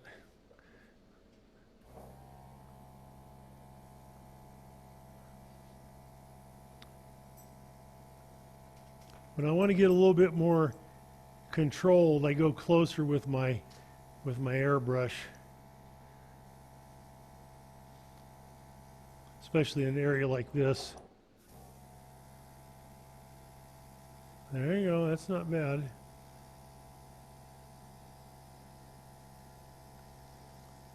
Yeah, I can turn that.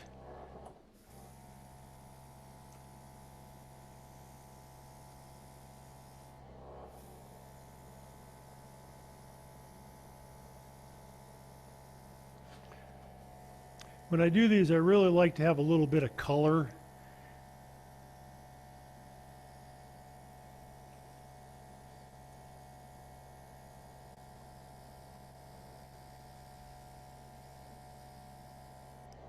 I'm dripping. So you could have to alcohol. Yeah.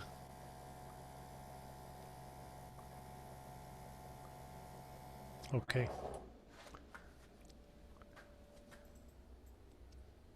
Oh dear. All right. Like that in that orientation with that carving on the bottom.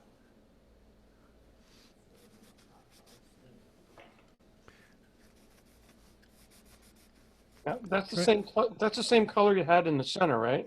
That's right. You just put more in the center. Yep. All right. So is it easy to switch out those containers on the airbrush? Yeah, it is.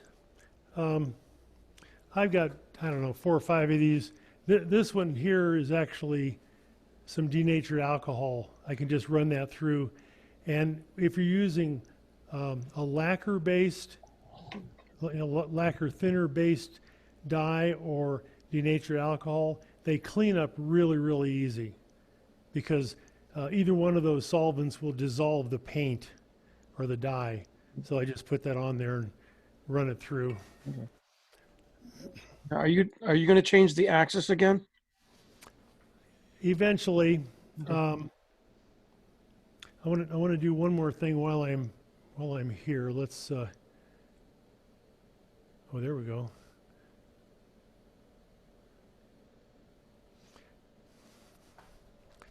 Now, where's my gilt cream? Oh yeah. Oh yeah, I put it over here. Okay.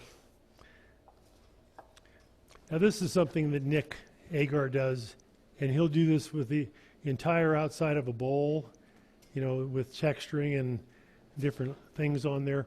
A good source is Chromacraft, and I don't think I'm going to use one of these, but these are considered like gilt cream for doing what I'm going to do.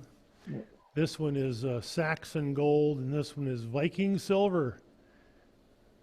Yeah, Nick sells a kit for his Viking bowl. I think comes about 7 or 8 different colors, and you can duplicate that sunset bowl that he does. Now something I've used probably for 7, 8 years at least. This is a Liberon product. It's a gilt cream, and it comes in, I don't know, 4 or 5 different colors. This one is Saint Germain, and I just kind of liked it, so I picked this. And the reason I like this particular product, this gilt cream, it's a little heavier paste. The other stuff in the tubes is a little looser, if you will. So I'm going to just I'm going to find a clean finger. There's probably laughing. I just can't hear them. I don't know. It's hard to tell jokes when nobody's laughing. Everybody's muted. Don't feel bad. All right, so I think that's a pretty good view. So I'm just taking some of this on my finger. I'm just kind of going a little bit slow so I don't get too much on there.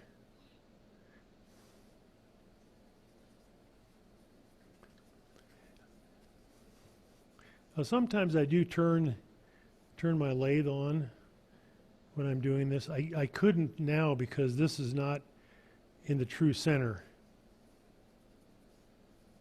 But I really think it's better if you just rotate it by hand like this. Yeah. And that just dries then? You don't buff it or anything, right? Correct. Yeah, okay.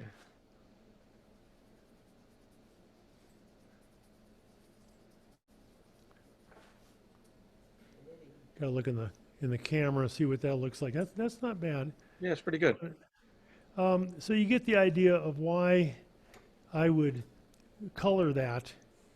I did this on a bare piece of wood one day, and I didn't color the inside, and it was like, ugh, it was not good. So you can have a little contrast in there. I'm not sure about these areas where I carved down here. I think I'm going to leave those alone because I can probably mess them up worse than I can improve them. Okay, I'm going to stop there. I'll show you what I put on top of that. One of the items, gosh, where's my spray? Oh, no, it's back over. Here it is. Just it's right where I put it. Don't you hate that? This is another Chromacraft product. This is acrylic lacquer, and it sprays. It dries really fast. This is a satin. The other product I really like to use, and I think I learned it from David Ellsworth, it's an artist fixative, and that's something you could probably get from Hobby Lobby, but it's almost like a non-finish. You can put 5 coats on this, and it'll look like nothing. This will maybe be just a little bit shinier. I'm going to just put a little on there. I don't want to suffocate myself. I might also come out here. This is a little splotchy, and I don't like that. I'd probably redo that, maybe even put a different color on top of it.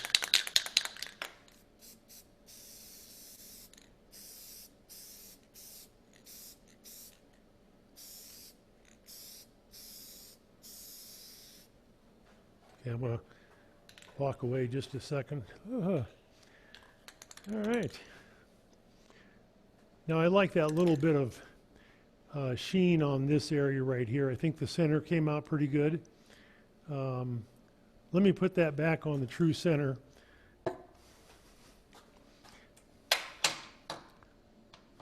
Now I got to look at my table and see what I forgot to do. I think I'm in pretty good shape. I wanted to try to hit some of the different procedures I do, and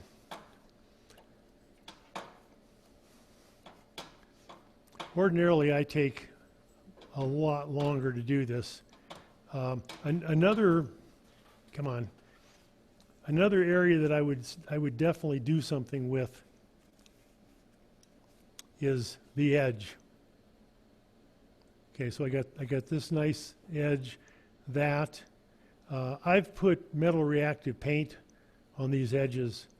You could do a little bit more burning or something on those. Sam, Right. honestly, I don't know what metal reactive paint is. Oh, okay. If you Just- can show that, I appreciate it. Yeah, let me put this back on here. You want to see the bottles or? You know, if you can reach them, they're. Cheryl's going to see if she can find my little container.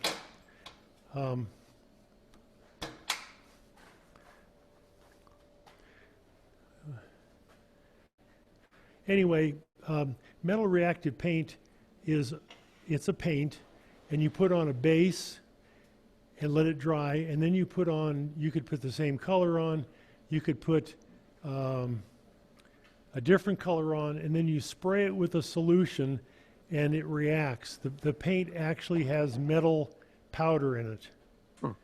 And I just don't have, where are those little rounds that I was just wondering, what did you do with the ones that we I don't know, I think you, I put them somewhere? here, let me just see that, let me just see that tote. Okay. And I'm not sure if it really will mean anything to you to show you this. Let me get my other camera. This is probably the best. Oh yeah, there you go. This is a good example of what it would look like. And it's hard to explain it because once you spray it with that solution, it just reacts and it comes out really, really cool. So it's a two-part thing? Yes. Okay. This is what the paint looks like. It just comes in a big tube. And there are brass, iron, copper, bronze. And the iron turns out to be rusty, which is usually everybody's favorite.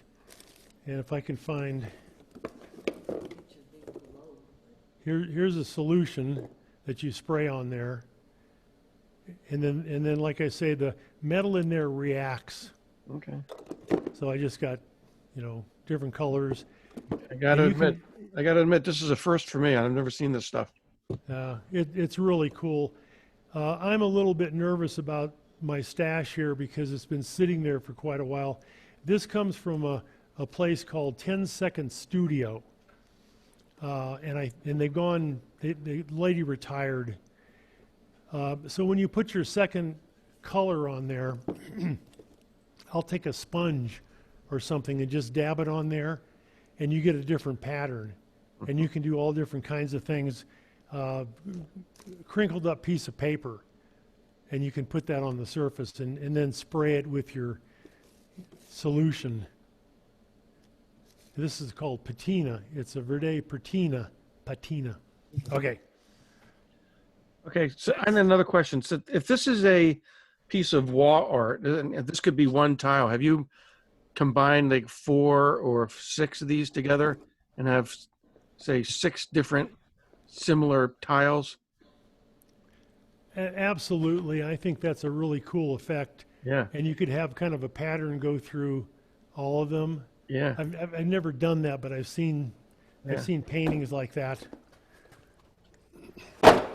Whoa. Okay.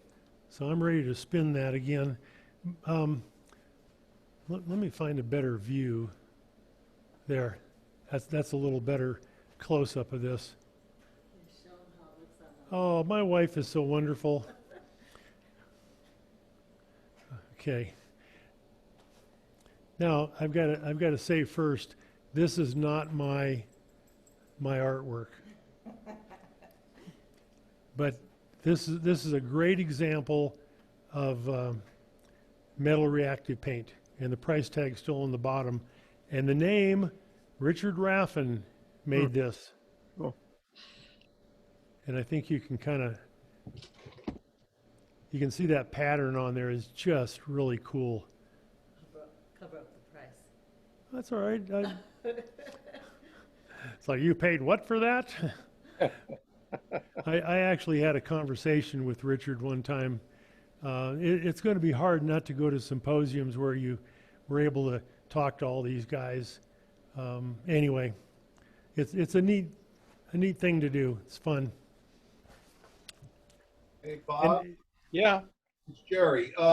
Steve Antonucci was doing something like this about 10 years ago, and I did one bowl like that. I don't remember the name of the stuff. It's packed away in all my crap.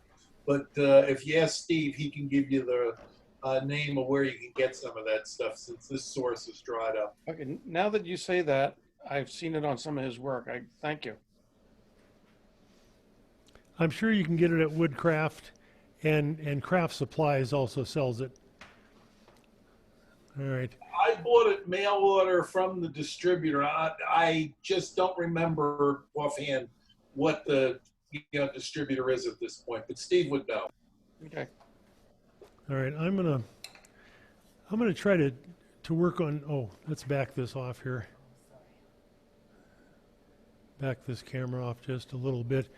I'm going to try to work on these wings because they're hideous.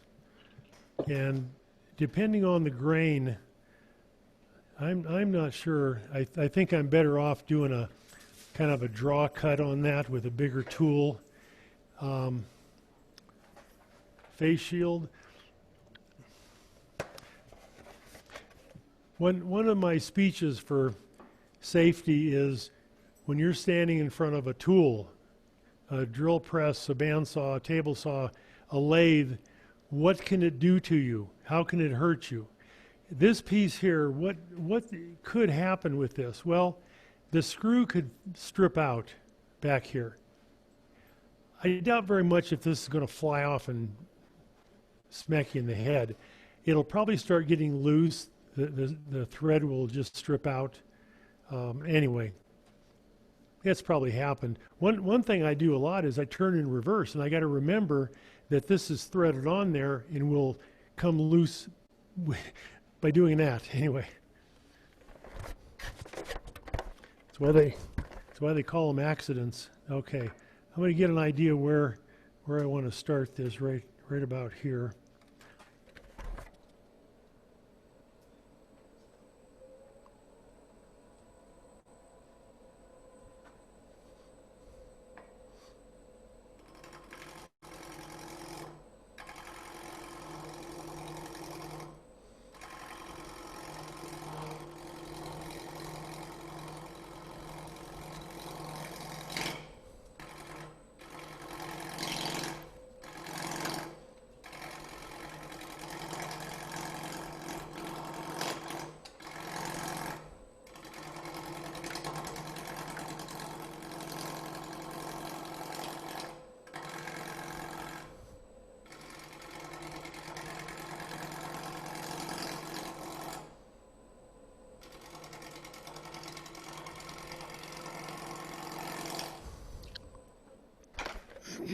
Take a look at that.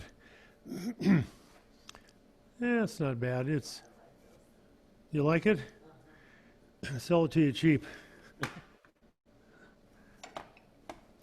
Would you come over and let me move my tool rest kind of out of the way.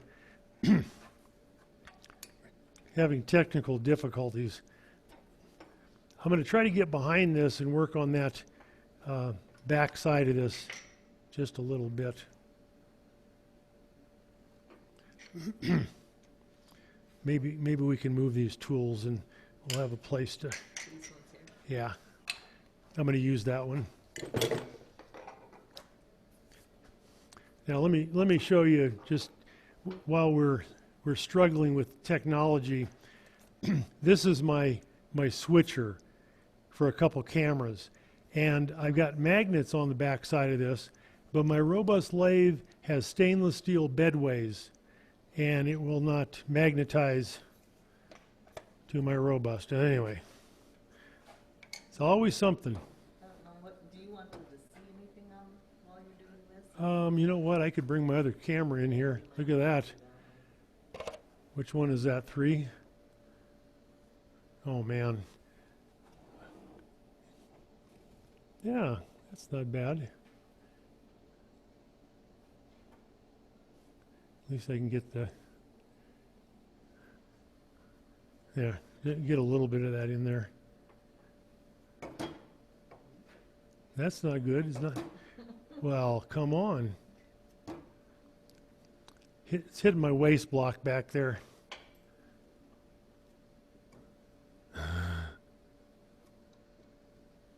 There we go. Okay. Thank you for bearing with me here. Okay, turn this on.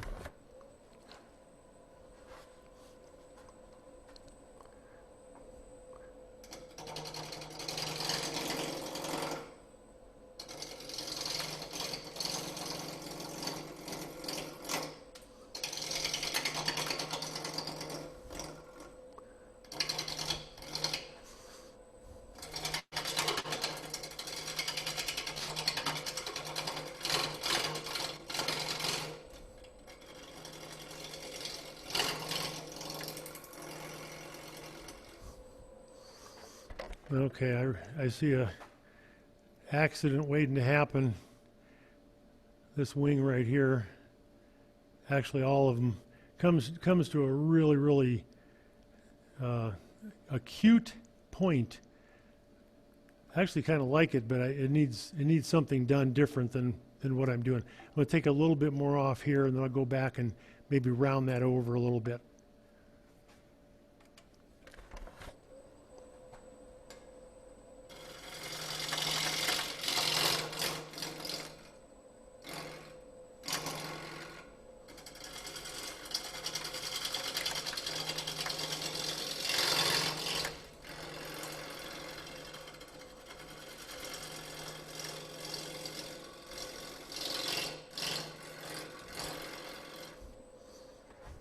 that's a good example of where I had that tool. It wasn't completely scraping, it wasn't in a cutting orientation, but it was right in the middle of that. And it's cutting more than scraping, but you have to have a firm grip on your tool to do that. All right. I've still got some nasty ridges in there I don't like.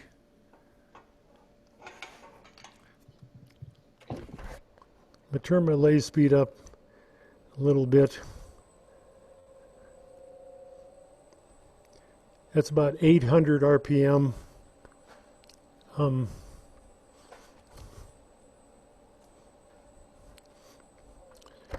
I backed off my camera so you could see maybe what I'm doing. Maybe just bend it down. There you go. I'm turning left-handed. All right, and what that allows me to do is I can look right down the side of this piece. If I'm turning right-handed, I'm kind of out of the, that view. I'm really kind of in the line of fire, but it's not going to come off there. Let me just turn in this position for a second, and I'll show them. A little bit more speed.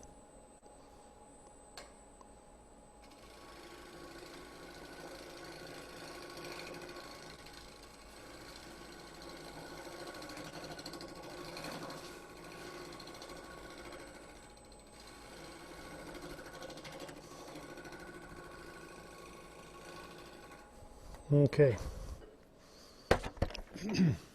Now these are relatively easy to sand, with a power drill. Yeah. I don't know if I like that all that much, but you can always change it. Let me go back to the front.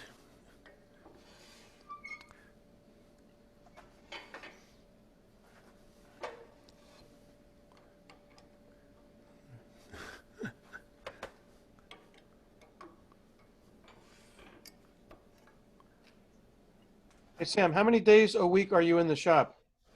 7. Yeah, all the time, okay.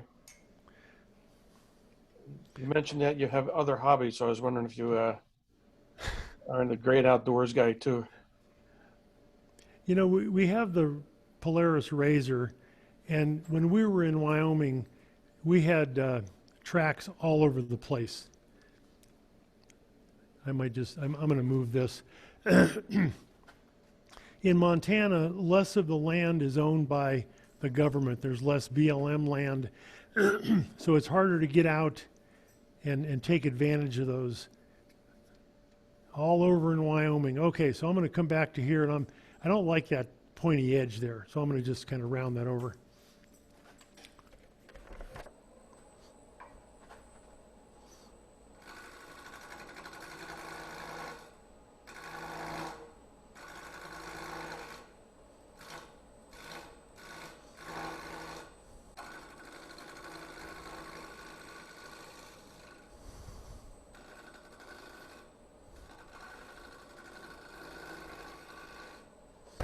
Okay. Let's see what it looks like. It's just a little bit weird.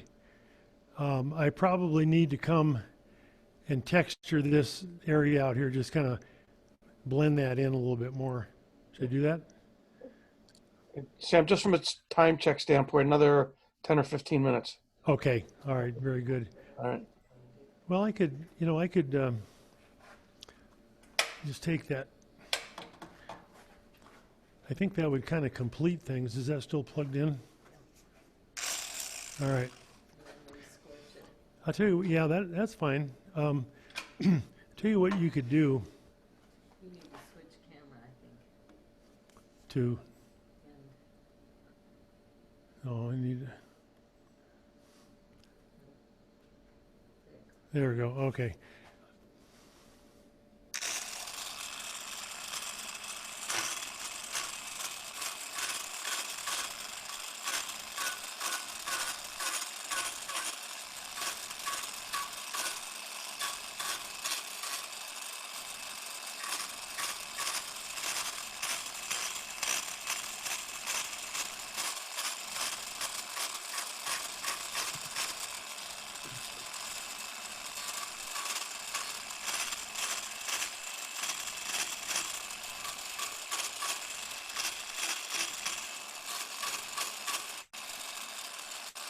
One more. Whoa.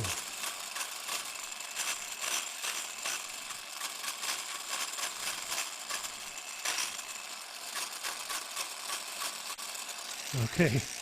I like that pattern, except it doesn't match anything on the rest of the piece, but you know. Now I'm going to just blend this in with fire.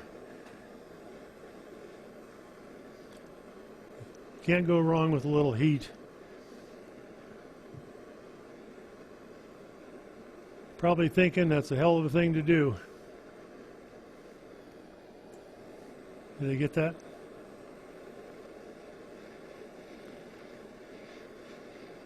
Probably not. I'm going to just take this and just see what this will look like on the edge. You know, you can always take it off. Sure. That might bring together the front and the back of this piece, or at least the sides. Now, I wonder if this view here, I can zoom in. Alan showed me how to do that. All right.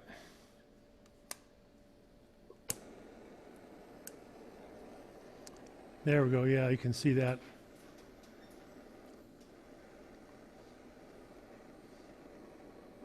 If you have a propane torch, this doesn't burn quite as quickly, which may be a good thing. Makes you go slower. It's like using a smaller bowl gouge. This kind of picks up the grain a little bit. I got to have some more heat though.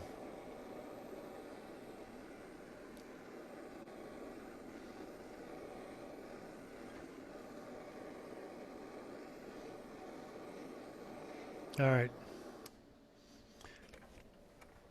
Okay, that's about as much as I can do to mess this piece up here. Why don't you get my face back in there? I'm not sure if anybody wants to see it.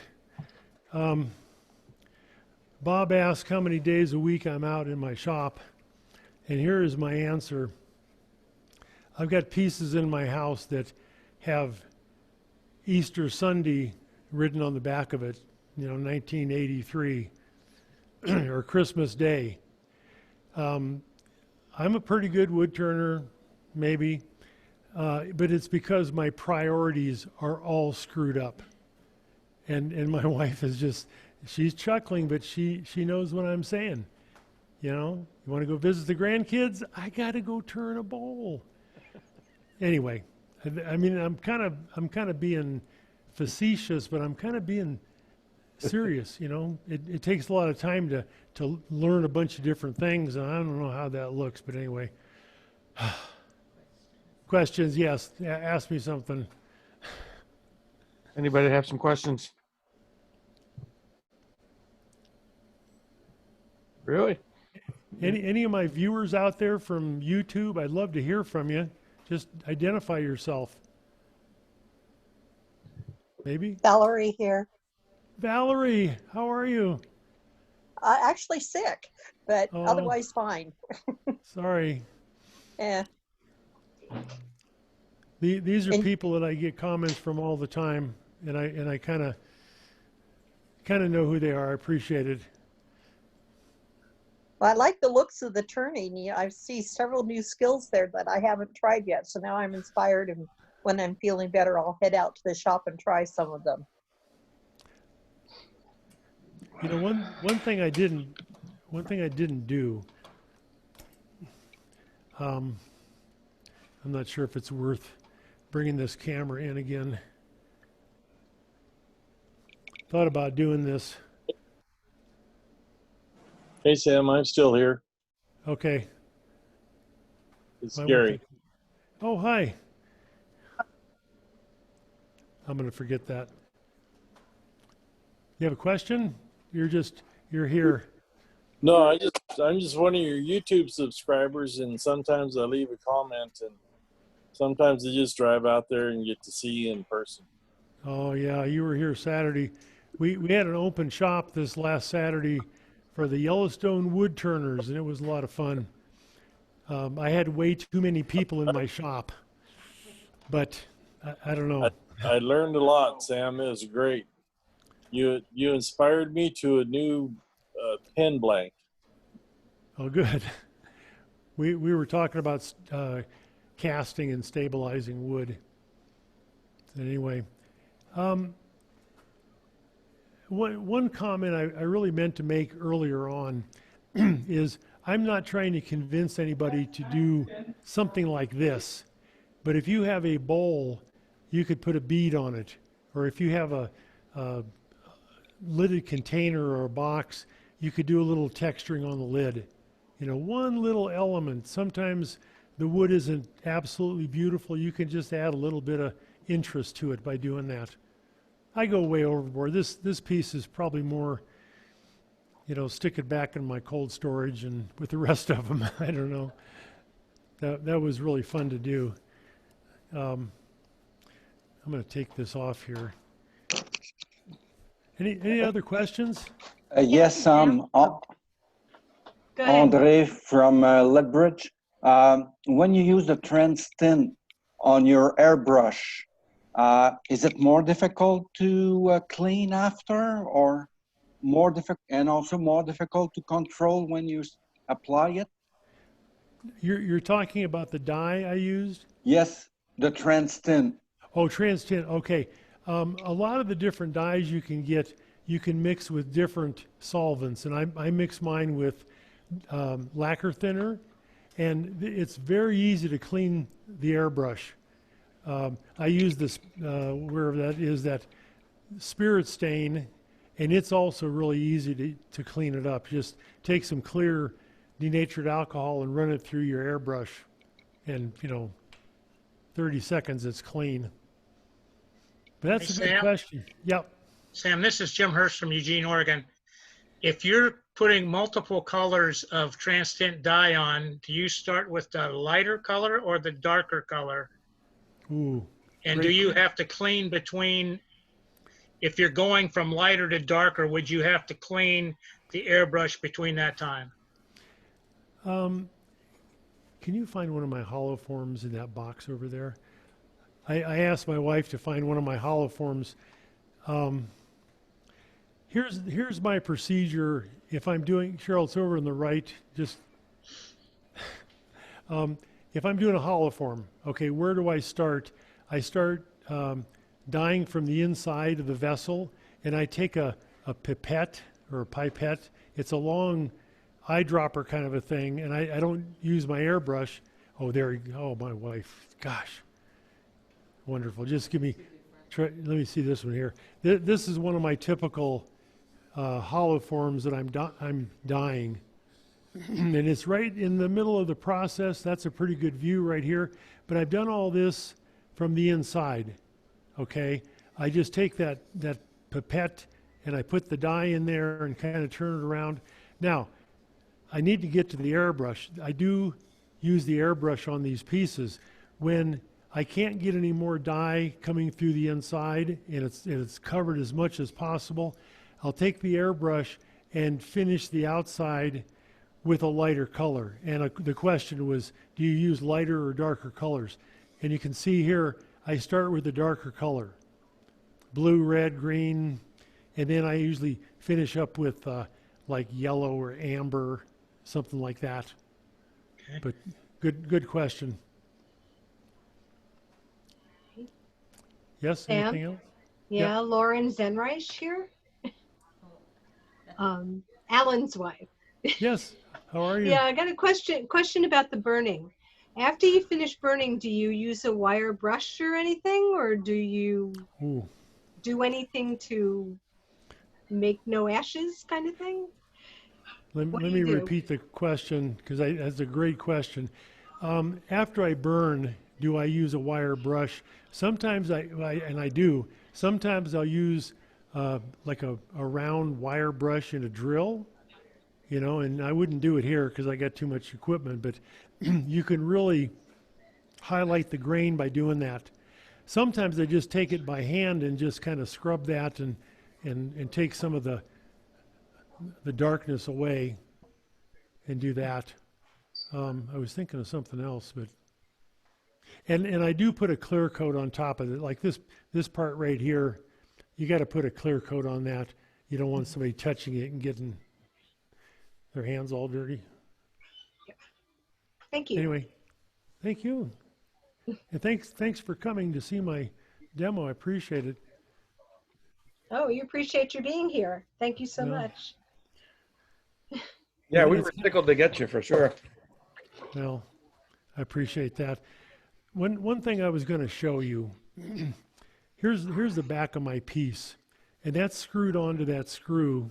You can't see it, but sometimes what I do is I take this in that orientation and I put a shim back here. And what that does is it tilts it just a little bit. That's exaggerated. I mean, I'm talking 1/8 of an inch. And just screw it back on with the shim back there. And then when you go turn a detail on the front, it only hits the high point. Yep. And it's easy and it's kind of cool. Usually these take a long time because you got to think of, okay, what am I going to do next to this? So that's what you get in an hour and a half. Well, tell me again how you're going to reverse chuck that. You're putting a scroll chuck on there. Okay. I've got a lot of drive blocks that I use for bowls and different pieces. This area right here in the center is in the true center. So I can put that. I can get a drive block and turn it to this contour right here. Okay, and that goes into my headstock. So it would be in this orientation. When you're saying, is that the same as a jam chuck? Yeah, pretty much. Different terminology, but let me see if I can get there. Okay, so let's pretend this is my drive block, and this thread isn't there. It goes right here, and I can just line up that center, bring up my tail center, and actually on the back of it, I've got a hole right in the true center, and I can bring up a cone live center right there, and then I can complete the back. One thing I might consider doing with this, if I really were going to, make it sell or something, make it really nice, I could take the screws out that I've got in there, and I could put this on a clamp, like a hand screw, very securely, and I could take that block off on my bandsaw. Yep. You got to do that really safely because it sounds kind of scary, but I could just, put it in that orientation and just cut that off. I've turned these off if it's smaller, if I have a little round bit there. But I really like it. I think it's important that we finish the back of our pieces. Anyway. Okay. Well, anybody else have any questions? I think we should wrap up now. It's about 9:30 on the East Coast. Yeah. This is Jim Hurst out in Oregon. I just wanted to say thank you for allowing some of Sam's YouTube people to come in and visit with your club, and especially thank Sam for doing a good job. And a big shout out from the West Coast to you guys on the East Coast. Thanks for having me out with you tonight. I appreciate it very much. Thank you. We were very happy to have some of Sam's regular subscribers, so I think that's a good idea. We were out in Oregon and Washington last March. I was demonstrating out there, and I don't know if you saw me in one of those clubs. You bet I did, Sam. Don't fret. I saw you. Oh, very good. I can't remember everybody. I remember my wife, and that's as far as it goes. So, that's all you need, buddy. That's all you need. Yeah. Thank you so much for joining us tonight, and all the subscribers and the New Jersey Club. How many people do we have, Bob? At the top we had 47, and right now we have 23. Oh. Time to eat. Yeah, it's getting late. It's a long demo. It's 2.5 hours. So yeah. And so but I think you did a great job. Interesting project, and thanks to you and your pretty wife. Yeah. I think we need to add some applause for the producer and director of this whole deal. Everybody can unmute themselves. Yeah. Thanks, Cheryl. And Sam, great. Very enjoyable. Thank you, Sam. Thank you. He's really not this short. Hi, Cheryl. Hi. She's 5'2". I am not. Look like it. Have a nice evening. Thank All right, you. you too. You too. Thank you. Bye. We're going to wrap it up now. Thank you very much for everybody. Okay, thanks, Bob, for everything. Bye-bye. Thank you.